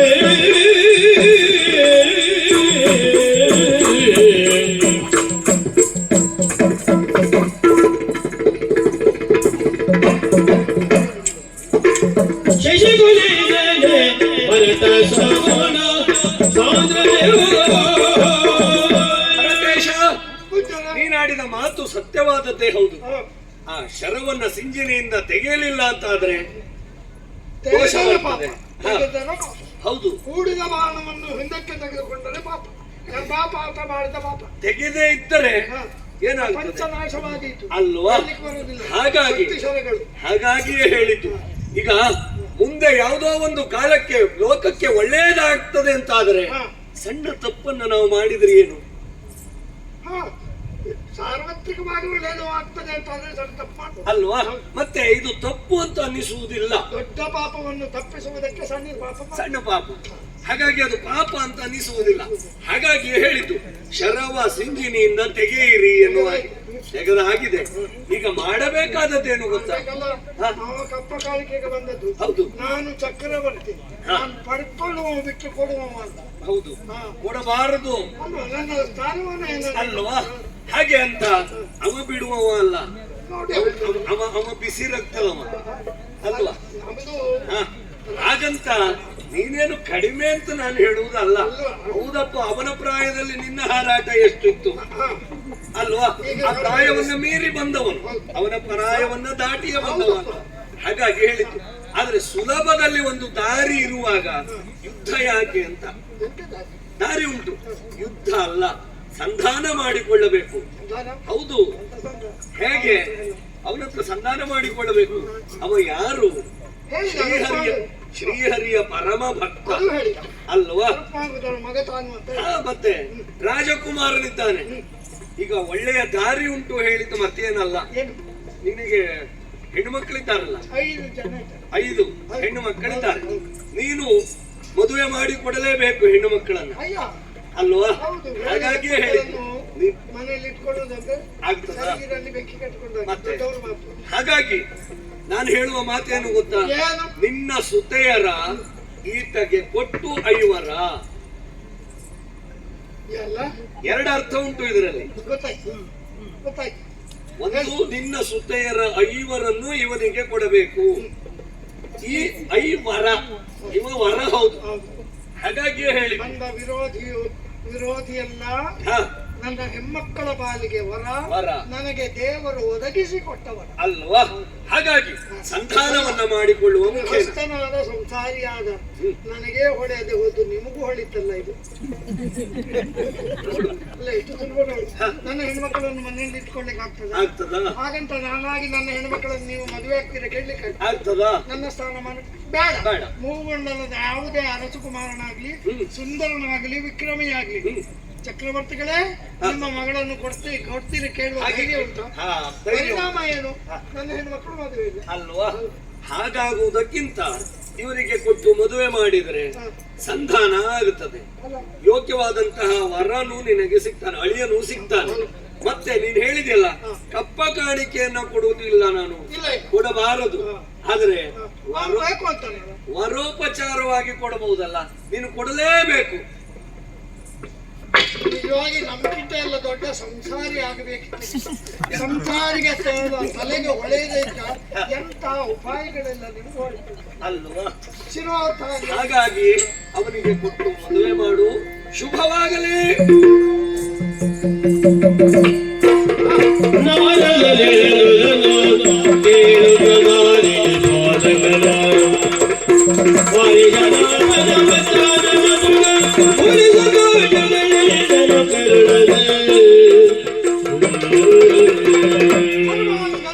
ಮಾವಯ್ಯ ಯುದ್ಧ ಕ್ಷೇತ್ರ ಗಟ್ಟಿ ಆಯ್ತು. ಧನಾತ್ರ ಹೇಳಿದ್ರು ಮತ್ತೆ ಅನುಮಾನ ಅವನಿಗೂ ಇಲ್ಲ, ನನಗಾಗಿಲ್ಲ. ಅದೇ ಶಬ್ದ ಈಗ ಬೇಕೋ ಬೇಡೋ ಪ್ರಶ್ನೆ ಬೇರೆ. ಅಲ್ಲ, ಹಾಗಲ್ಲ. ಇಷ್ಟೊತ್ತು ಹೆಸರು ಹೇಳಿ ಕರೀತಾ ಇದ್ದೆ, ಈಗ ಗೌರವದಲ್ಲಿ ಆಗ್ಲೂ ಗೌರವ ಇದ್ದಿತ್ತು, ಈಗ ಸ್ವಲ್ಪ ಇನ್ಮಾಡಿ ಆಯ್ತು. ಯಾಕಂದ್ರೆ ನಮ್ಮವರೇ ಅಲ್ವಾ? ಸೇನಾ ವಾರಧಿಯ ಮಧ್ಯದಲ್ಲಿ ಶೋಭಿಸುತ್ತಿರುವ ನಿನ್ನನ್ನು ಕಂಡಾಗ ನನ್ನ ಮೈಮನವೆಲ್ಲವೂ ಪುಳಕಗೊಂಡಿದೆ. ಆದರೆ ಕ್ಷೇತ್ರ ನ್ಯಾಯೇನ ಅದನ್ನ ತೋರಗೊಡದೆ ನಿನ್ನಲ್ಲಿ ವಿರೋಧಿಸಿದವರು ನಾನು, ಯುದ್ಧಕ್ಕೆ ಅಣಿಯಾದವರು ನಾನು. ಸರಿ ಮಗುವೆ, ನಾನು ಹುಡುಕಲಿಕ್ಕೆ ಸಿಕ್ಕ್ಯಾನ ನಿನ್ನಂತವರ ನನ್ನ ಹೆಣ್ಮಕ್ಕಳಿಗೆ? ನಾನ್ ಬಾಯಿ ಬಿಟ್ಟು ಹೇಳಿದ್ರೆ ಅದು ಅತಿಶಯೋಕ್ತಿ ಅಂತ ಆಗ್ತದೆ. ನಾನು ಹೇಳಿದೆ, ನೀನಲ್ಲ ನಾನು ಹೇಳಿದೆ. ಆದ್ದರಿಂದ ಅದರಲ್ಲಿಯೂ ನಾರಾಯಣನ ಭಕ್ತ ಮಹಾಶಯ ನೀನು ಹೌದು, ನಿನ್ನ ತಂದೆಯೂ ಹೌದು. ನಿನಗೆ ನನ್ನ ಹೆಣ್ಮಕ್ಕಳನ್ನು ಮದುವೆ ಮಾಡಿಸಿಕೊಡ್ತೇನೆ. ಅನೇಕ ಧನ ಕನಕ ವರೋಪಚಾರದ ರೂಪದಲ್ಲಿ ಕೊಡ್ತೇನೆ. ಮಾವಯ್ಯ, ನಿಮ್ಮ ಎಲ್ಲ ಮಾತುಗಳನ್ನು ನಾನು ಒಪ್ಪಿಕೊಳ್ತೇನೆ. ಹಾಗೆ ಕೈಗೊಂಡಿರುವಂತಹ ಕಾರ್ಯ ಎನ್ನುವಂಥದ್ದು ಪೂರ್ಣ ಆಗಬೇಕಲ್ವೇ? ದಿಗ್ವಿಜಯ ಪೂರ್ಣ ಆದ ಬಳಿಕ ನಮ್ಮ ಪರವಾಗಿರುವಂತಹ ಅಯೋಧ್ಯೆಯಲ್ಲಿ ವಿಜೃಂಭಣೆಯಿಂದ ನಿಮ್ಮ ಮಕ್ಕಳನ್ನು ನಾನು ಮದುವೆ ಆಗ್ತೇನಂತೆ. ಸಂಸ್ಕಾರ ಅಂದ್ರೆ ಇದು ಮಗು. ಒಳ್ಳೆ ಹೆಣ್ಣು ಸಿಗ್ತಾಳೆ, ತಿರ್ಗಾಟ ಕೋದಲ್ಲಿಗೆ ಅಂತ ಹೂ ಅಂತ ಅಲ್ಲೇ ತಾಳಿ ಕಟ್ಟೋದಲ್ಲ. ಅಪ್ಪನಿಗೂ ಮೊದಲು ತಿಳಿಸ್ಬೇಕು, ಅವರ ಒಪ್ಪಿಗೆಯನ್ನು ಪಡ್ಕೊಳ್ಬೇಕು. ಹರಿಯ ಭಕ್ತನಾಗಿರುವಂತಹ ನನ್ನ ಮನಸ್ಸು ಆ ಕಡೆ ತೇಲುವುದಕ್ಕೆ ಸಾಧ್ಯತೆ ಉಂಟೆ? ಸಾಧ್ಯ ಇಲ್ಲ, ಆಗಬಾರದು. ನಿನ್ನ ಆದರ್ಶ ಉಳಿದವರಿಗೂ ಇರ್ಲಿ ಅಂತ ಹೇಳಿದ್ರು. ಮಾತ್ರ ಅಲ್ಲ, ನಿನ್ನ ದಿಗ್ವಿಜಯಕ್ಕೆ ಬೇಕಾದಂತಹ ಅನುಕೂಲತೆಯನ್ನು, ನಿನ್ನ ಸೇನೆಯನ್ನು, ಹಣ ಕವನವನ್ನು ನಾನು ಕೊಡ್ತೇನೆ.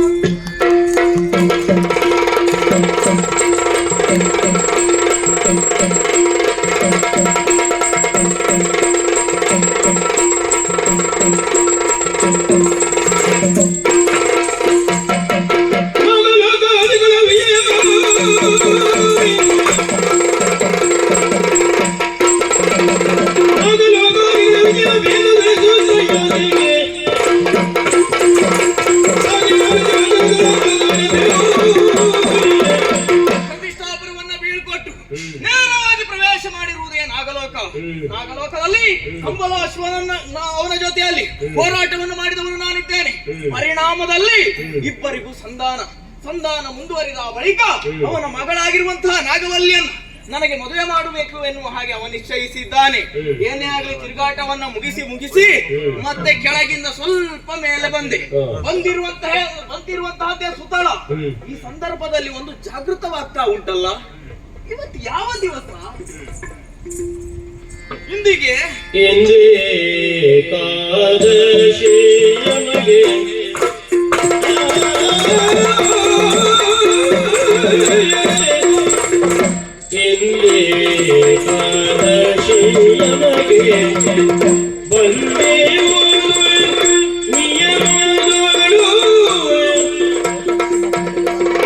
ಎಂದೇ ಕಾದಶಿಯ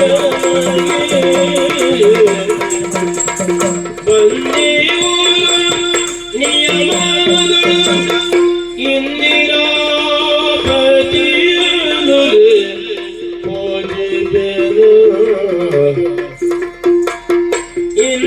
ಇಂದಿರಾ ಪತಿಯನು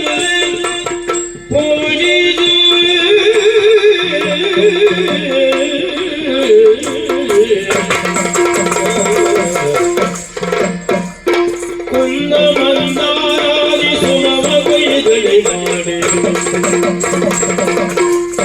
ಕುಂದ ಮಂದಾರಾದಿ ಸುಮವ ಕೊಯ್ದಳಿ ಮಾಡಿ ಎಂದು ಕಳುಹಿದ ವ್ಯಂಜನಗಳು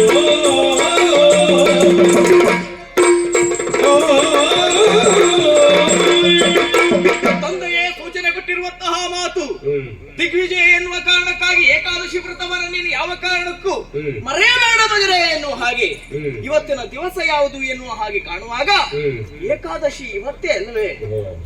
ಪೂಜೆಯನ್ನ ಮಾಡಬೇಕಾಗಿದೆ, ಹರಿಯ ಕುರಿತಾಗಿ ನಾಮಸ್ಮರಣೆಯನ್ನ ಮಾಡಬೇಕಾಗಿದೆ, ಅವನನ್ನ ಅರ್ಚಿಸಬೇಕು. ಹೌದು ಅಂತಾದ್ರೆ ಇರುವಂತಹದ್ದು ಸುತಳ. ಇಲ್ಲಿ ಏನು ಬರಗಾಲ ಉಂಟ ಸ್ವಾಮಿ? ಹಾಗಾದ್ರೆ ವನಾಂತರದಲ್ಲಿ ಕಣ್ಣಿಗೆ ಗೋಚರವಾಗಿರುವಂತಹ ಅದೆಷ್ಟೋ ಹೂಗಳಿವೆ, ಅದನ್ನ ಕೊಯ್ಯುತ್ತಾ ಹರಿಯನ್ನ ಪೂಜಿಸುತ್ತೇನಂತೆ.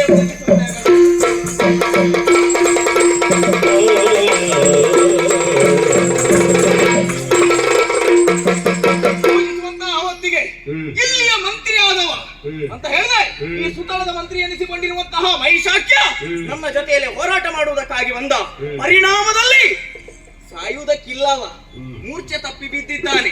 ಬಿದ್ದವ ಅಲ್ಲೇ ಮಲಗುವುದಿಲ್ಲ ತಾನೆ, ಹೇಳ್ತಾನಲ್ವಾ? ಎದ್ದ ಬಳಿಕ ಅವನ ಅಧಿಕಾರಿಗೆ ವಿಷಯವನ್ನು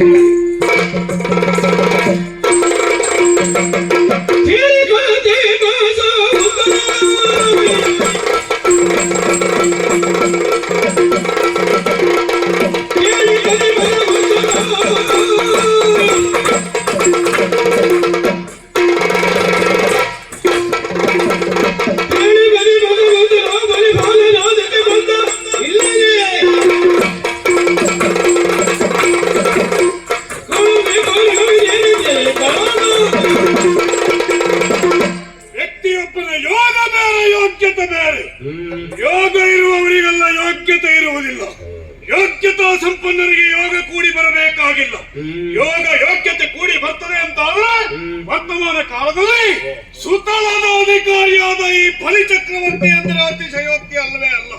ಯಾಕೆಂದ್ರೆ ಒಂದು ಪರಂಪರೆಯ ಮುಖೇನವಾಗಿ ನಮ್ಮ ಅಸ್ತಿತ್ವವನ್ನು ನಾವು ಈ ಲೋಕದಲ್ಲಿ ಸ್ಥಾಪಿಸಿಕೊಂಡವರು. ಮುತ್ತಜ್ಜ ಹಿರಣ್ಯಕಶ್ಯಪು, ಅಪ್ಪ ಪ್ರಹ್ಲಾದ ಪ್ರಭುಗಳು, ಹಾಗೆ ತಂದೆ ವಿರೋಚನ, ಮುತ್ತಜ್ಜ ಹಿರಣ್ಯಕಶ್ಯಪು ನಾನೇ ತಾನು ಎಂಬುದಾಗಿ ಸ್ಥಾಪಿಸುವುದಕ್ಕೆ ಹೊರಟ. ಆದ್ರೆ ತಂದೆ ಪ್ರಹ್ಲಾದ ಭೂಪತಿಗಳು ನೀನೇ ಎಲ್ಲ ಎಂಬುದಾಗಿ ಸ್ಥಾಪಿಸುವುದಕ್ಕೆ ಹೊರಟ. ಅಪ್ಪ ವಿರೋಚನ ತಾನು ನೀನು ಎನ್ನುವುದನ್ನು ಜೀವನವಿಡೀ ಯೋಚನೆ ಮಾಡಿ ಹೋದ. ಅದು ನಾವು ಹಾಗಲ್ಲ, ಎಲ್ಲವದರ ಸಮ್ಮಿಳಿತವ ಎಂಬಂತೆ ನೀನೇ ಸರ್ವತ್ವ ಎನ್ನುವುದನ್ನು ನಂಬಿಯೂ ಕೂಡ ಮಹಾವಿಷ್ಣುವನ್ನು ಆರಾಧಿಸ್ತಾ ನಾವು ಏನು, ನಮ್ಮ ಸಾಮರ್ಥ್ಯ ಏನು ಎನ್ನುವುದನ್ನು ಲೋಕಮುಖಕ್ಕೆ ಪ್ರಚುರಪಡಿಸಿದವರು ನಾವು. ತನ್ಮೂಲಕವಾಗಿ ರಕ್ಕಸ ಕುಲ ಉದ್ಧಾರಕ ಎಂಬಂತಹ ನೆಗಲ್ತಿಗೆ ಪಾತ್ರರಾದವನು. ಹೆಚ್ಚೇಕೆ ಸುತಳದಲ್ಲಿ ಸಾಕ್ಷಾತ್ ಮಹಾವಿಷ್ಣುವೇ ನೆಲೆಸಿರುವಂತಹ ಯೋಗ ನಮ್ಮದ್ದು. ಒಂದು ಕಾಲದಲ್ಲಿ ಮಹಾವಿಷ್ಣುವೇ ತನ್ನ ಕಾಲ ಪಾದವನ್ನ ನಮ್ಮ ತಲೆಯ ಮೇಲಿತ್ತು, ಮೇಲಿದ್ದವನನ್ನ ಸುತಳಕ್ಕಿಳಿಸಿದವ. ಆದ್ರೆ ಸುತಳಕ್ಕಿಳಿಸಿದ್ದು ಈ ಬಲಿಯ ಭಾಗ್ಯೋದಯ ಎನ್ನುವುದು ಎಂದರೆ ತಪ್ಪಾಗಲಿಕ್ಕಿಲ್ಲ. ಹೀಗೆ ನಾವು ಆಸ್ಥಾನದಲ್ಲಿ ಓಲಗ ಕೊಟ್ಟಂತಹ ಸಂದರ್ಭದಲ್ಲಿ ಜನರು ಬಂದು ಅರ್ಹುತ್ತಾ ಇದ್ದಾರೆ. ಅಯೋಧ್ಯಾಪುರವಂತೆ, ರುಕ್ಮಾಂಗದ ಸುತ ಧರ್ಮಾಂಗದನಂತೆ ದಿಗ್ವಿಜಯಾರ್ಥಿಯಾಗಿ ಬಂದಿದ್ದಾನಂತೆ. ಬಂದದ್ದು ನಮ್ಮಲ್ಲಿಗೆ ಅಂತಾದರೆ ಯಾಕಿರಬಹುದು?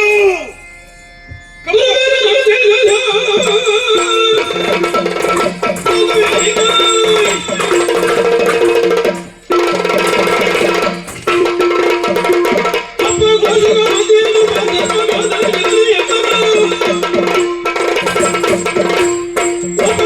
Oh,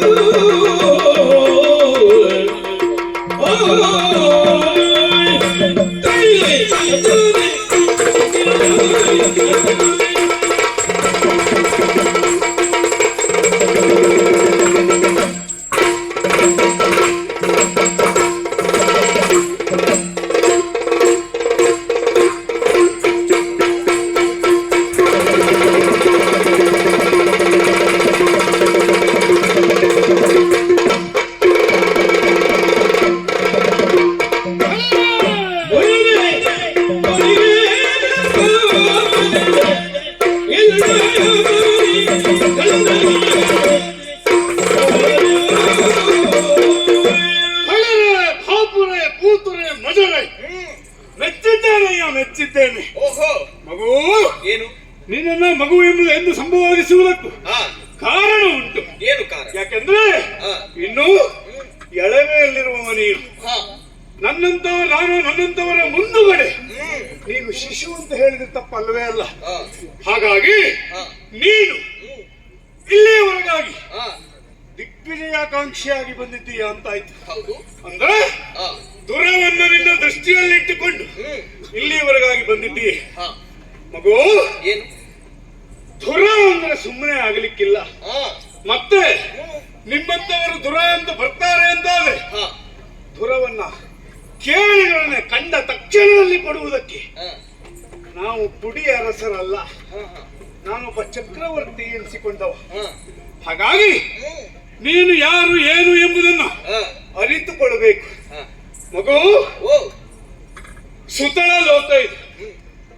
ಸಾಮಾನ್ಯರು ಇಲ್ಲಿಗೆ ಬರುವುದಕ್ಕೆ ಹಾ, ಅಸದಳವಾದಂತಹ ಕಾರ್ಯದಲ್ಲಿ ಹಾ, ನೀನು ಬಂದಿದ್ದೀಯ ಅಂತಾದ್ರೆ ಅಲ್ಲಿಗೆ ಒಪ್ಪಿಕೋ, ನಾನು ಸಾಮಾನ್ಯತವ ಅಲ್ಲ ಎನ್ನುವ ಹಾಗೆ. ನೀನೊಬ್ಬ ಅಸಾಮಾನ್ಯ ಎನ್ನುವುದನ್ನು ಒಪ್ಪುತ್ತೇನೆ. ಹ್ಮ್, ನಂಬಬೇಕು ಅಂತಾದ್ರೆ ಹಾ, ನಿನ್ನ ಬಗ್ಗೆ ಒಂದಷ್ಟು ಜಿಜ್ಞಾಸೆಗಳು ನನಗೆ ಓಹೋ, ಸರಿ ಹೊಂದಬೇಕು. ಹ್ಮ್, ಯಾಕೆ ಗೊತ್ತಾ? ಯಾಕೆ? ಬರುವಂತಹ ನೀನು ಹಾ, ವಿವೇಕದಿಂದ ವರ್ತಿಸಿದವ ಅಲ್ಲ. ಹಾ, ಯಾಕೆ ನೀನು ಅವಿವೇಕ ಅಂತ ಹೇಳಿದೆ ಗೊತ್ತಾ? ಹಾ, ಬಂದಂತವನು ನಮ್ಮ ಉಪವನಕ್ಕೆ ಬಂದವನು. ಹ್ಮ್, ಉಪವನದಲ್ಲಿ ಹ್ಮ್, ನಮ್ಮ ಕಾವಲು ಭಟ, ಹ್ಮ್, ನಮ್ಮ ಮಂತ್ರಿ ಹಾ, ಮಹಿಷಾಖ್ಯ ಹಾ, ಅವನಿಂದ ಮೇಲೆ ಬಿದ್ದನಂತೆ. ಹ್ಮ್, ನೀನು ಅವನಿಗೆ ಹೊಡೆದಿಯಂತೆ. ಹೌದು. ಇದ್ದ ಮೇಲೆ ಹೊಡೆಯುವುದೇ, ಮತ್ತೆ ಸುಮ್ಮನೆ ಕೂತ್ಕೊಳ್ಳಿಕ್ಕೆಲ್ಲ ಆಗುದಿಲ್ಲ ನನಗೆ. ಇದನ್ನೇ ನಾನು ಹೇಳಿದ್ದು, ಹಾ, ವಿವೇಚನೆ ಇಲ್ಲದೆ ವ್ಯವಹರಿಸುವುದು ಅಂತ. ಹಾ, ಯಾಕೆಂದ್ರೆ ಹಾ, ಒಂದೊಂದು ಜಾತಿಗೆ ಒಂದೊಂದು ಸ್ವಭಾವ ಅಂತ ಇರ್ತದೆ. ಹ್ಮ್, ಆ ಸ್ವಭಾವವನ್ನು ಅರಿಯದೆ ವ್ಯವಹರಿಸಿದವ ನೀನು. ಹಾ, ಯಾಕೆ ಗೊತ್ತಾ? ಯಾಕೆ? ನೀನೊಬ್ಬ ಮನುಷ್ಯ, ಹ್ಮ್, ಮನುಷ್ಯ ಜಾತಿಯವನಾದಂತಹ ನೀನು, ಹಾ, ದಾನವ ಜಾತಿಯವರಾದಂತಹ ನಾವು. ಹಾ, ಮಹಿಷಾಕ್ಕೆ ಒಬ್ಬ ದಾನವ. ಹಾ, ಮೈ ಮೇಲೆ ಬೀಳುವುದೇ ನಮ್ಮ ಸ್ವಭಾವ. ಹಾ, ಹಾ, ನಿನ್ನ ಸ್ವಭಾವ ಹಾಗಲ್ಲ, ಯಾಕಂದ್ರೆ ನೀನು ಮನುಷ್ಯ. ಹಾ, ಮೈ ಮೇಲೆ ಯಾಕೆ ಬೀಳ್ತಾ ಇದ್ದಾನೆ ಎನ್ನುವ ಹಾ, ಗುಣ ಸ್ವಭಾವವನ್ನ ಅರಿತು ಹಾ. ವ್ಯವಹರಿಸಬೇಕಾದವ ನೀನಾಗಿತ್ತು. ಅಂದ್ರೆ ನಾನು ಅವನ ಹತ್ರ ಕೇಳಬೇಕಿತ್ತ? ಹುಡುಗ ಬುದ್ಧಿ ಎನ್ನುವ ಕಾರಣಕ್ಕಾಗಿ ಸರಿ ಸರಿ ಸರಿ. ನಿನ್ನನ್ನ ಕ್ಷಮಿಸ್ತೇನೆ. ಹ್ಮ್, ಹಾಗೆ ಹಾ, ನಿನ್ನ ಎದುರುಗಡೆ ಬಂದಂತಹ ಹಾ, ಅನೇಕ ನಮ್ಮವರನ್ನ ನೆಲಕ್ಕುರುಳಿಸಿದೆಯಂತೆ. ಹಾ, ಎಲ್ಲ ವಿಷಯ ಗೊತ್ತಾಗಿದೆ ನನಗೆ.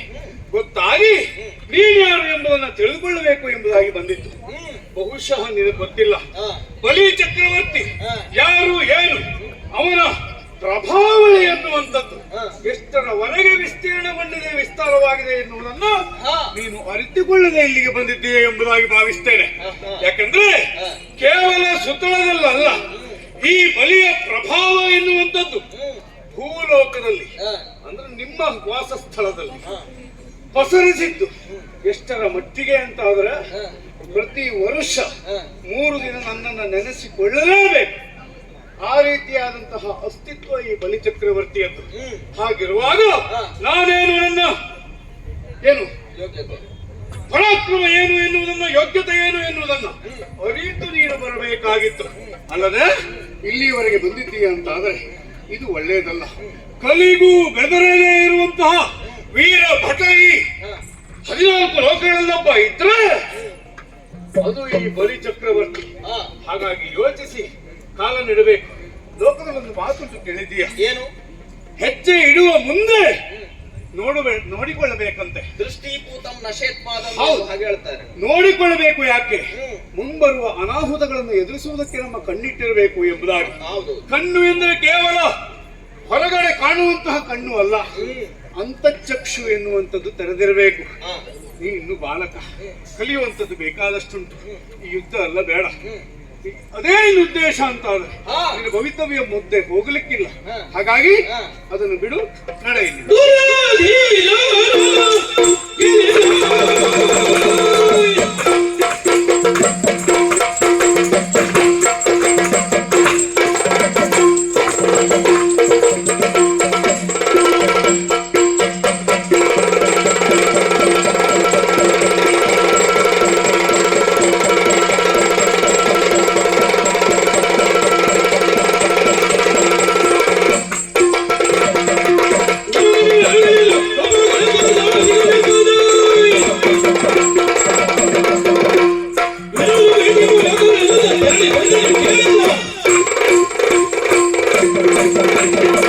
ಅಯ್ಯೋ ಬಲಿ ಚಕ್ರವರ್ತಿ, ಧರ್ಮಾಂಗದ ನೀನೆಷ್ಟು ನಿನ್ನ ಪರಾಕ್ರಮ ಎಂತಹದ್ದು ಎಲ್ಲವನ್ನ ತಿಳಿದುಕೊಂಡೆ ಇಲ್ಲಿಯ ತನಕ ಅಭಿಯೋಗವನ್ನು ಮಾಡಿಕೊಂಡು ಬಂದವನು ನಾನಿದ್ದೇನೆ. ನಿನ್ನನ್ನ ಕಾಣಬೇಕು, ನಿನ್ನನ್ನ ತುಡುಕಬೇಕು ಎನ್ನುವ ಕಾರಣಕ್ಕಾಗಿ ಈ ರೀತಿಯಾಗಿ ಬಂದಿದ್ದೇನೆ. ಅಯ್ಯೋ ತುಡುಕಿದರೆ ತುಡುಕಬೇಕು, ಇದರಾಗಿ ಬರುವಂತಹ ಮಠ ಎಷ್ಟು ಪರಾಕ್ರಮಿಯಾಗಿರಬೇಕು ಎನ್ನುವಂತಹ ಯೋಚನೆಯಿಂದಲಾಗಿ ನಿನ್ನ ಜೊತೆಯಾಗಿ ಹೋರಾಟಕ್ಕಾಗಿ ನಾನು ಬಂದವನಿದ್ದೇನೆ. ದೂರದಲ್ಲಿ ನೀನು ನನಗೆ ಸರಿ ಎನ್ನುವ ಕಾರಣಕ್ಕಾಗಿ ನಿನ್ನನ್ನು ನಾನು ಆಯ್ಕೆ ಮಾಡಿಕೊಂಡಿದ್ದೇನೆ. ಬರೇ ತುಂಡರಸರನ್ನೆಲ್ಲ ಗೆಲ್ಲುವುದಲ್ಲ, ನಿನ್ನಂತವರನ್ನ ಕಂಡದ್ದೇ ಹೌದು ಅಂತಾದ್ರೆ ನಿನಗೂ ಹೆಸರುಂಟು ಈ ಪ್ರಪಂಚದಲ್ಲಿ. ಎಲ್ಲಿಯಾದ್ರೂ ನಾನು ಗೆದ್ದದ್ದೇ ಹೌದು ಅಂತಾದ್ರೆ ಬಲಿ ಚಕ್ರವರ್ತಿಯನ್ನ ಗೆದ್ದವ ಎನ್ನುವಂತಹ ನೆಗಳತೆ ನನ್ನ ಪಾಲಿಗೂ ಬರ್ತದೆ. ಅದಕ್ಕೋಸ್ಕರ ಯುದ್ಧಕ್ಕಾಗಿ ಬಂದಿದ್ದೇನೆ. ಕೇವಲ ಬಲಿ ಚಕ್ರವರ್ತಿ ಬಗ್ಗೆ, ಬಲಿ ಚಕ್ರವರ್ತಿ ಏನು ಎಂಬುದನ್ನ ಕೇಳಿ ಇಲ್ಲಿವರೆಗಾಗಿ ಬಂದವ. ಬರೀ ಆಟ ಆಡುವುದಕ್ಕೆ ಬಂದದ್ದಲ್ಲ, ಅದ್ರ ಹಿಂದ್ಗಡೆಯಲ್ಲಿ ಮತ್ತೊಂದು ಹಿನ್ನೆಲೆ ಉಂಟು. ನೀನು ಬಂದದ್ದು ಆಟ ಆಡುವುದಕ್ಕೆ ಬಂದ ಹಾಗೆ ಆಯ್ತು. ಯಾಕೆ ಗೊತ್ತಾ? ದಿಗ್ವಿಜಯ. ಬಲಿ ಅಂದ್ರೆ ಏನು ಅನ್ನುವುದು ಗೊತ್ತೇನ ನನಗೆ? ಯಾರು ಮಗೋ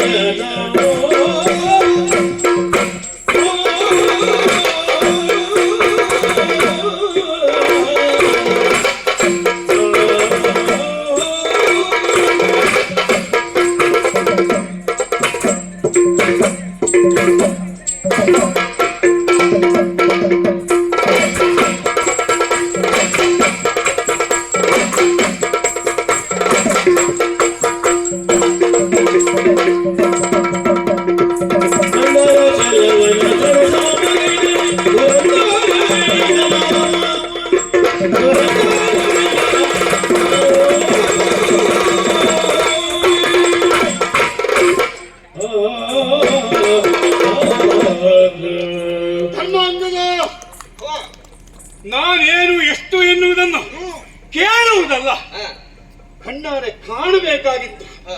ಅದೊಂದು ಯೋಗ ಒಬ್ಬರ ಪಾಲಿಗೆ. ಯಾಕೆ ಗೊತ್ತಾ? ಯಾಕೆ? ಕೆಲವೊಂದಷ್ಟು ಕಥೆಗಳನ್ನು ಕೇಳಿರ್ತೀವಿ, ಆದ್ರೆ ಅನುಭವಿಗಳಿಂದ ಕೇಳಬೇಕು, ಅದು ಸೊಗಸು.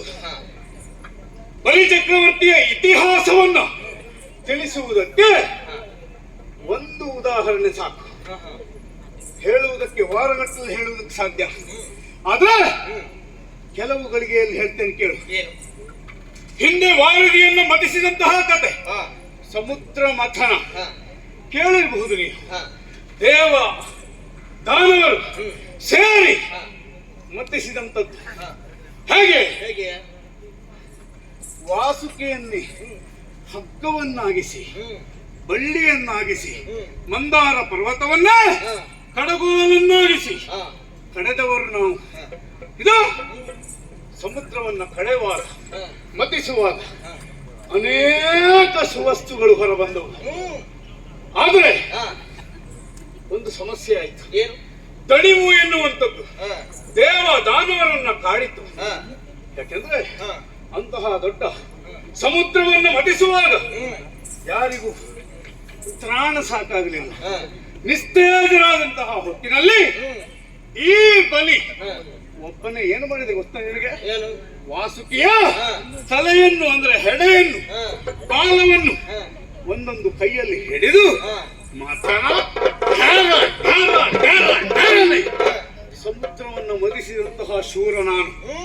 ಅಂತಹ ನನ್ನ ಪರಾಕ್ರಮ ಏನು ಎಷ್ಟು ಎಂಬುದಾಗಿ ನೋಡುವುದಕ್ಕೆ ದಿಗ್ವಿಜಯಕ್ಕೆ ಯುದ್ಧಕ್ಕೆ ಬರ್ತೇನೆ ಅಂತ ಹೇಳ್ತೀಯಲ್ಲ, ನಿನ್ನ ಹೆಡ್ಡ ಅಂತ ಕರೆಯುವುದು, ದಡ್ಡ ಅಂತ ಕರೆಯುವುದು, ಅದು ಬುದ್ಧಿವಂತ ಹೆಡ್ಡ ಅಂತ ಕರೆಯುವುದು, ಏನು ಹೇಳ್ಬೇಕು?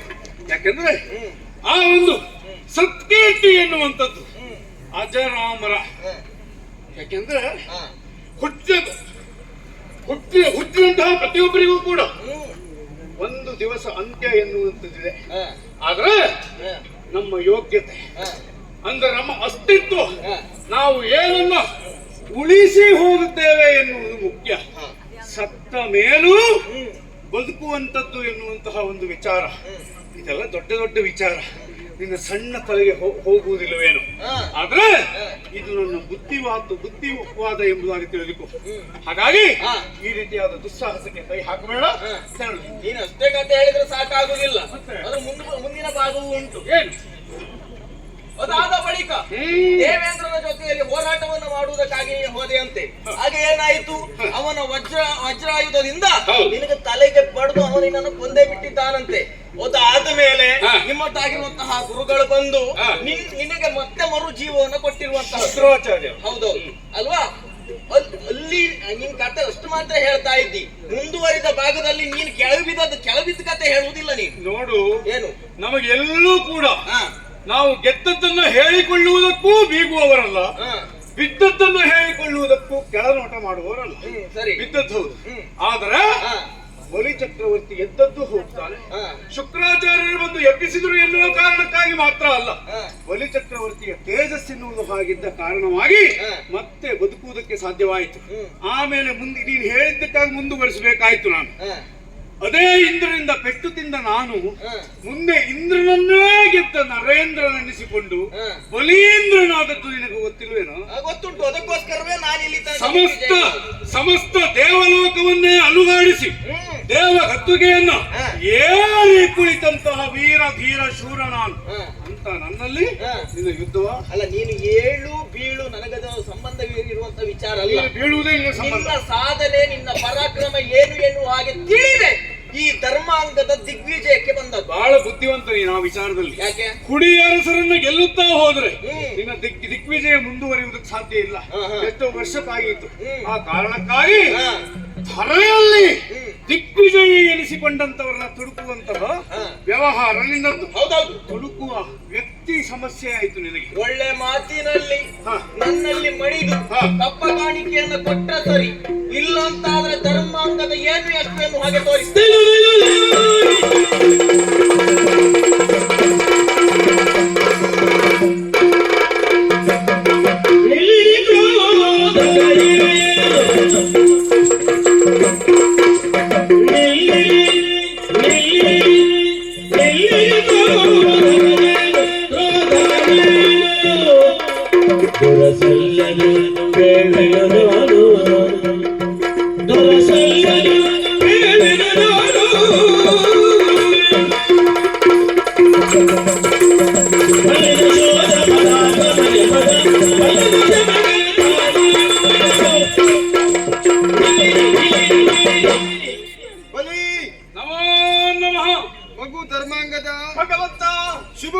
ಇಬ್ಬರಿಗೂ ಎದ್ದೇಳಿ. ಏನಯ್ಯ ಇದು, ಇಬ್ಬರು ಯುದ್ಧವನ್ನ ಮಾಡ್ತಾ ಇದ್ದೀರಾ. ನಿಮ್ಮ ಯುದ್ಧವನ್ನ ಬಂದು ತಡೆದು ನಿಲ್ಲಿಸಿದವ ನಾನು. ಕಾರಣ ಉಂಟು, ನೀವು ಕ್ರೋಧವನ್ನ ತಾಳಿದ್ದೀರಿ. ಉದ್ವೇಗ ಎನ್ನುವುದು ಕ್ರೋಧವಾದಾಗ ಹೀಗೆ ಯುದ್ಧ ಆಗುತ್ತದೆ. ಆದ್ರೆ ಯುದ್ಧವನ್ನು ನಿಲ್ಲಿಸುವುದಕ್ಕೂ ಕಾರಣ ಉಂಟು. ನೀವು ಹೀಗೆ ಯುದ್ಧವನ್ನ ಮುಂದುವರಿಸಿದ್ದೇ ಹೌದು ಅಂತ ಆದ್ರೆ ನಿಮ್ಮಲ್ಲಿ ಜಯ ಅಪಜಯ ಅನ್ನುವುದು ಕಾಣಿಸಿರುವುದಿಲ್ಲ. ಆದರೆ ಒಂದು ವೇಳೆ ಜಯ ಅಪಜಯ ಖಂಡಿತು ಅಂತಾದ್ರೆ ನನಗೆ ಕಷ್ಟ ಆಗುತ್ತದೆ. ಯಾಕೆ? ನನಗೊಂದು ಬಿರುದು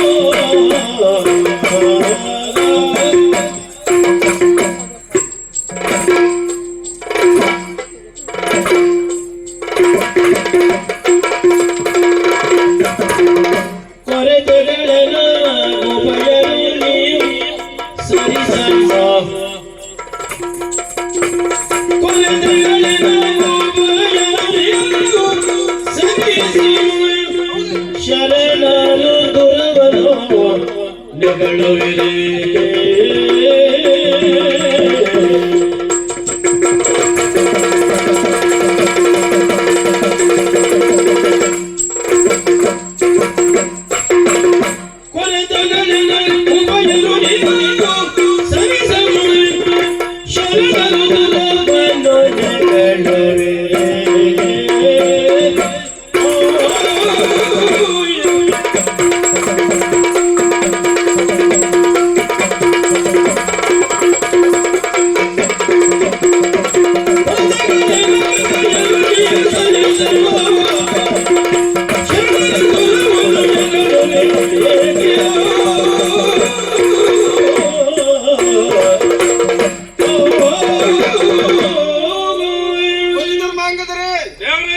ಒಂದು ವೇಳೆ ನೀವು ಜಯಾಪಜಯವನ್ನು ಖಂಡಿತೇ ಹೌದು ಅಂತ ಆದ್ರೆ ನಿಮ್ಮಲ್ಲಿ ಒಬ್ಬರಿಗೆ ಹಾನಿ ಆಯ್ತು, ಆಘಾತ ಆಯ್ತು ಅಂತ ಆದ್ರೆ ನನಗೆ ಕಷ್ಟ ಆಗುತ್ತದೆ. ಯಾಕೆ? ನನಗೊಂದು ಬಿರುದುಂಟಲ್ಲ, ಬರೆಯುವುದು ಕಿಂಕರರನ್ನು. ನಾನು ಅಲ್ಲಿಂದ ಇಲ್ಲಿವರೆಗೆ ಶಿಷ್ಟರನ್ನ ರಕ್ಷಿಸುತ್ತಾ ಬಂದವನಲ್ವಾ. ನೀನು ನನ್ನ ಭಕ್ತ, ಆತನೂ ನನ್ನ ಭಕ್ತ. ನೀವಿಬ್ಬರು ನನ್ನ ಶರಣ ಶ್ರೇಷ್ಠರಿದ್ದೀರಿ. ನಿಮ್ಮಿಬ್ಬರಲ್ಲಿ ಒಬ್ಬರಿಗೆ ಏನಾದರೂ ಆಯಿತು ಅಂತಾದ್ರೆ ನಾಳೆ ನೀವಾಗಲಿ ಪ್ರಪಂಚವಾಗಲಿ ದೂಷಿಸುವುದು ಯಾರನ್ನ ಹೇಳಿ? ನನ್ನನ್ನೇ ಅಲ್ವಾ. ಹಾಗೆ ದೂಷಿಸಿದ್ದೇ ಹೌದು ಅಂತಾದ್ರೆ ನನಗೆ ಸಿಕ್ಕಂತಹ ಬಿರುದಿಗೆ ಏನು ಬೆಲೆ ಬಂದೀತು ಹೇಳಿ? ಹಾಗಾಗಿ ನಾನು ಹೇಳುವುದೇನು ಗೊತ್ತುಂಟ, ನೀವಿಬ್ಬರು ಯುದ್ಧವನ್ನು ನಿಲ್ಲಿಸಬೇಕು.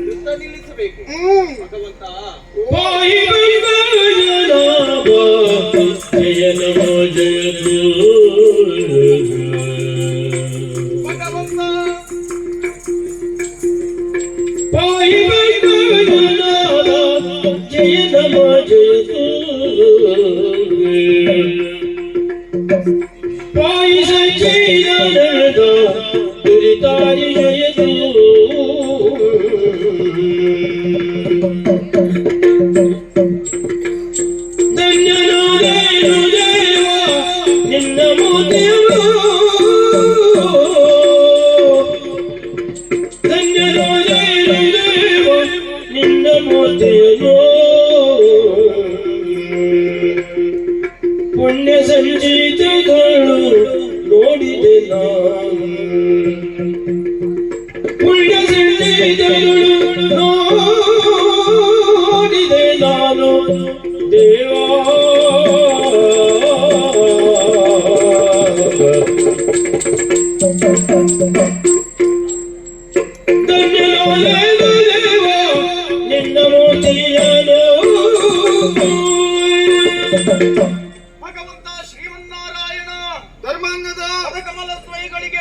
ಮುಕ್ತನಾಗುತ್ತಾ ಇದ್ದೇನೆ. ಶುಭವಾಗಲಿ. ಇದು ನನ್ನ ಪುಣ್ಯ ಅಲ್ಲ, ಹ್ಮ್. ಪೂರ್ವ ಜನ್ಮದಲ್ಲಿ ಮಾಡಿರುವಂತಹ ಪುಣ್ಯ ಈಗ ನನಗೆ ಲಭಿಸುತ್ತಾ ಉಂಟು ಎನ್ನುವ ಹಾಗೆ ಹೇಳಿದ್ರೆ ತಪ್ಪಾಗಲಿಕ್ಕಿಲ್ವೇ ಇಲ್ಲ ಭಗವಂತ.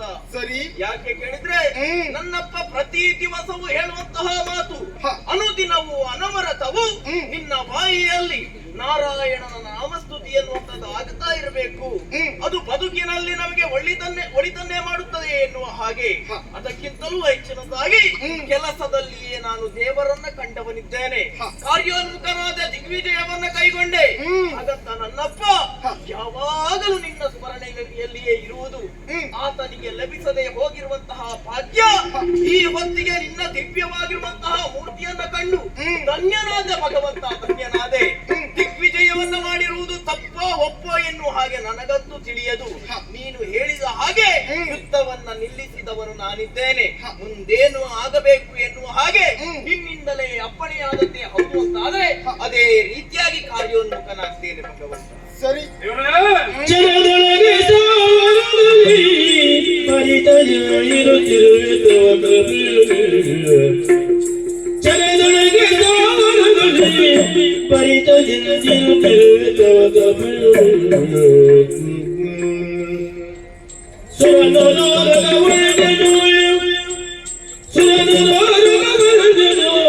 ರಕ್ಷಿಸಿನ ತರಗಿರಲು ಬಲಿರಾಯನು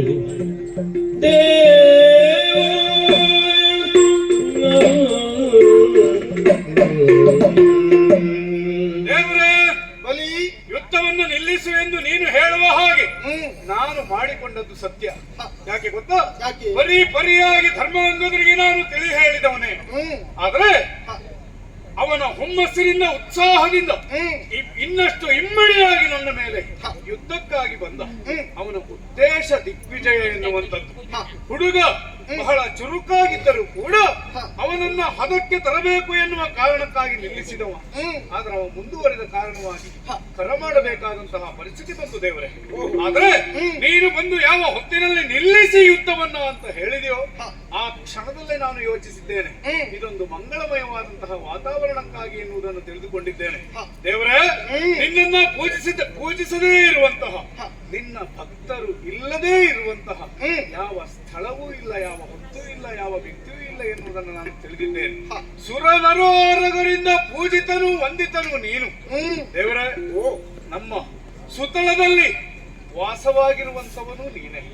ನಮ್ಮನ್ನು ಸದಾ ರಕ್ಷಿಸಿಕೊಂಡು ಬಂದಿರುವಂತಹ, ಬರೆಯುತ್ತಿರುವಂತಹ ಆ ಶ್ರೀ ಶಕ್ತಿ ಯಾವುದು ಕೇಳಿದರೆ ಈ ಜಗದೊಡೆಯನಾದಂತಹ ನೀನು ಶ್ರೀಮನ್ನಾರಾಯಣ.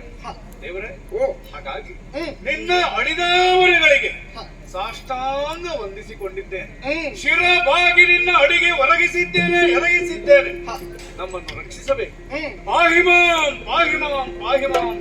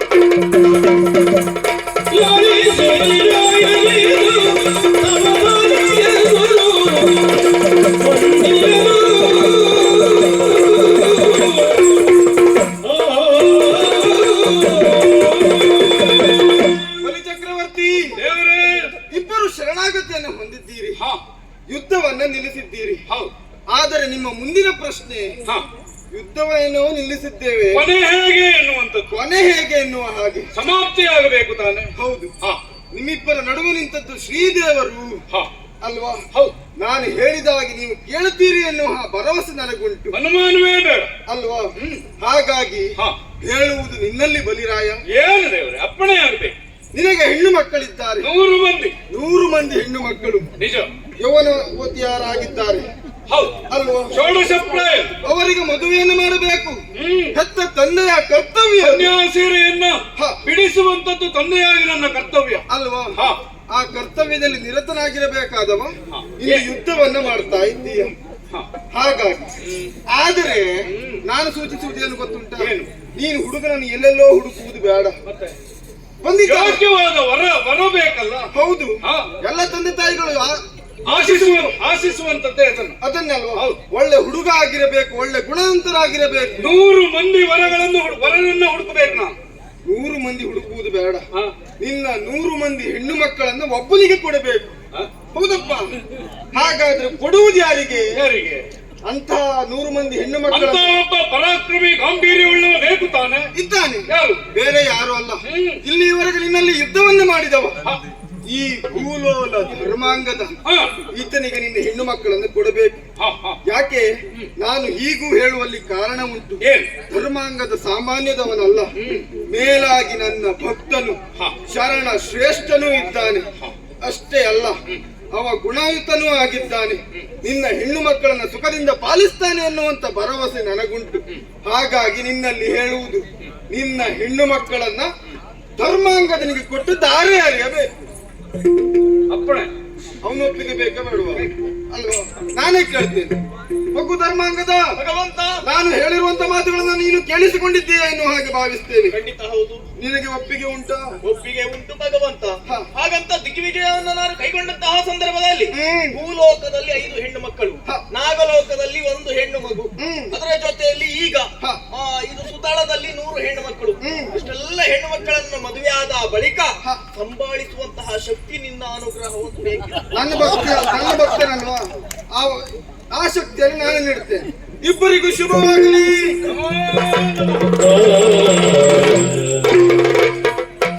ಧರ್ಮಾಂಗದ ಹಾ. ಬಲಿ ಚಕ್ರವರ್ತಿ ಎನಿಸಿಕೊಂಡು ಇಂದು ನನ್ನ ಅಸ್ತಿತ್ವದಲ್ಲಿ ಪ್ರಪಂಚ ಮುಖಕ್ಕೆ ನಾನು ಹೇಗೆ ಬಿಂಬಿಸುತ್ತಾ ಇದ್ದೇನು, ಹಾ. ಇದೆಲ್ಲವೂ ಕೂಡ ಹಾ. ಶ್ರೀಹರಿಯ ಭಿಕ್ಷೆ. ಆ ಕಾರಣದಿಂದ ಕೊಡು ಎಂದು ಕೊಡುವುದಕ್ಕೆ ನಾನು ಯಾರು? ಆಜ್ಞಾಪಿಸಿದವ ಶ್ರೀಹರಿ. ಜಗದ ಪಿತನಾದಂತಹ ಆತನೇ ಆಜ್ಞಾಪಿಸಿದ ಮೇಲೆ ಕೊಡುವುದಕ್ಕೆ ಹಿಂಜರಿಯುವವನಲ್ಲವೇ ಅಲ್ಲ. ಆಗಲಿ. ಹಾಗಂತ ನಿನ್ನ ದಿಗ್ವಿಜಯ ಯಾತ್ರೆಯು ಕೂಡ ಮುಂದುವರಿಯಬೇಕು ತಾನೆ. ಹಾ. ದಿಗ್ವಿಜಯ ಯಾತ್ರೆಯನ್ನು ಪೂರೈಸಿಕೊಂಡು ನೀನು ಬಂದಲ್ಲಿಗೆ ಹಾ. ನನ್ನ 100 ಮಂದಿ ಹೆಣ್ಮಕ್ಕಳನ್ನು ಹಾ. ನಿನ್ನ ಪಾಲಿಗೆ ದಾರ ಎರೆದು ಹ್ಮ್. ಮದುವೆಯನ್ನು ಮಾಡಿ ಕೊಡ್ತೇನಂತೆ. ಆಗಲಂತೆ. ಹಾಗಾಗಿ ಹಾ. ನಮ್ಮಿಬ್ಬರ ಮಧ್ಯ ಹಾ. ಈ ಏರ್ಪಟ್ಟಂತಹ ಸಮರ ಹ್ಮ್. ಬಾಂಧವ್ಯದಲ್ಲಿ ಕೊನೆಗೊಂಡಿತು ಹೌದೌದು. ಅಲ್ವಾ? ಖಂಡಿತವಾಗಿ ಹೌದು. ಹಾ. ದಿಗ್ವಿಜಯ ಎನ್ನುವಂಥದ್ದು ಪೂರ್ಣಾದ ಬಳಿಕ ನಿಮಗೆ ಯಾವ ದಿವಸ ಅನುಕೂಲವಾಗ್ತದೋ ಸರಿ. ಅದೇ ದಿವಸಕ್ಕೆ ಹಾ. ನಾನು ಮದುವೆಯ ಆಹ್ವಾನವನ್ನು ನಾನು ಇಡ್ತೇನೆ. ಹಾ. ನೀವು ಬಂದು ನಮ್ಗಳಿಗೆ ನೀವು ಆಶೀರ್ವಾದವನ್ನ ಮಾಡಿ ಹೋಗಬೇಕಾಗಿದೆ. ಈ ಮೂಲಕ ನಿನ್ನ ದಿಗ್ವಿಜಯ ಪ್ರಾಪ್ತಿಯಾಗಿದೆ ಎನ್ನುವುದನ್ನು ಘೋಷಿಸುವುದಕ್ಕೆ ನಾನು ಮನಸ್ಸು ಮಾಡ್ತೇನೆ. ಆಗಲಂತೆ. ಹಾಗಾಗಿ ಎಲ್ಲದಕ್ಕೂ ಒಂದು ಶುಭಾಂತ್ಯ ಆಯ್ತು. ಎಲ್ಲವೂ ಶುಭಾಂತ್ಯವಾಗಿದೆ. ಒಳ್ಳೆಯದಾಗಲಿ. ಹಾ. ಲೋಕ ಸಮಸ್ತ ಸುಖಿನೋ ಭವಂತು.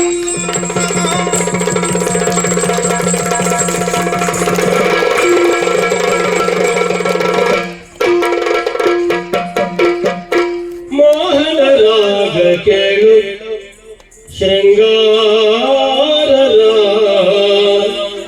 ಮೋಹಕ ರಂಗಯೇಳು ಶೃಂಗಾರ ಮೋಹಕ ರಂಗಯೇಳು ರಾಗ ಕೇಳು ಮೋಹನ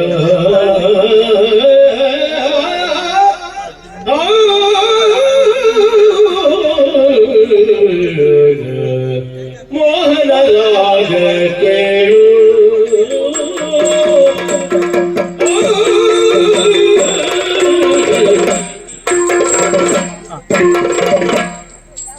ಮೋಹನ ಮೋಹನ ರಾಗ ಕೇಳು ಶೃಂಗಾರ ಮೋಹಕ ರಂಗ ಏಳು ಶೃಂಗಾರ ಮೋಹಕ ರಂಗ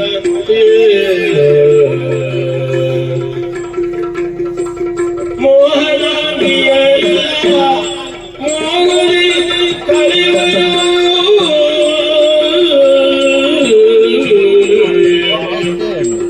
ಮೋಹನಾಗಿಯ ಮೋಹನಿ ಕಲಿವರು ಮೋಹನ ಮುರಳಿಯ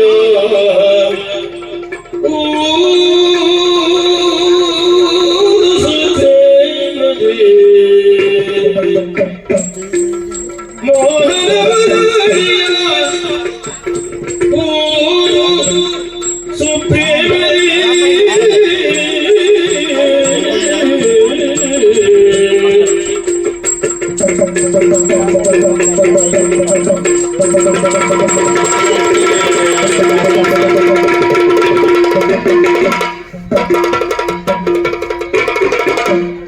ರಂಗವಲ್ಲಿಗಳೆಲ್ಲ ರಂಗಾಗಿ ತೋಯವೆ ರಂಗವಲ್ಲಿಗಳೆಲ್ಲ ರಂಗಾಗಿ ತೋಯವೆ ರಂಗನಾಯಕರೇ ಬೆಳಗಾಯಿತು ರಂಗನಾಯಕರೇ ಬೆಳಗಾಯಿತು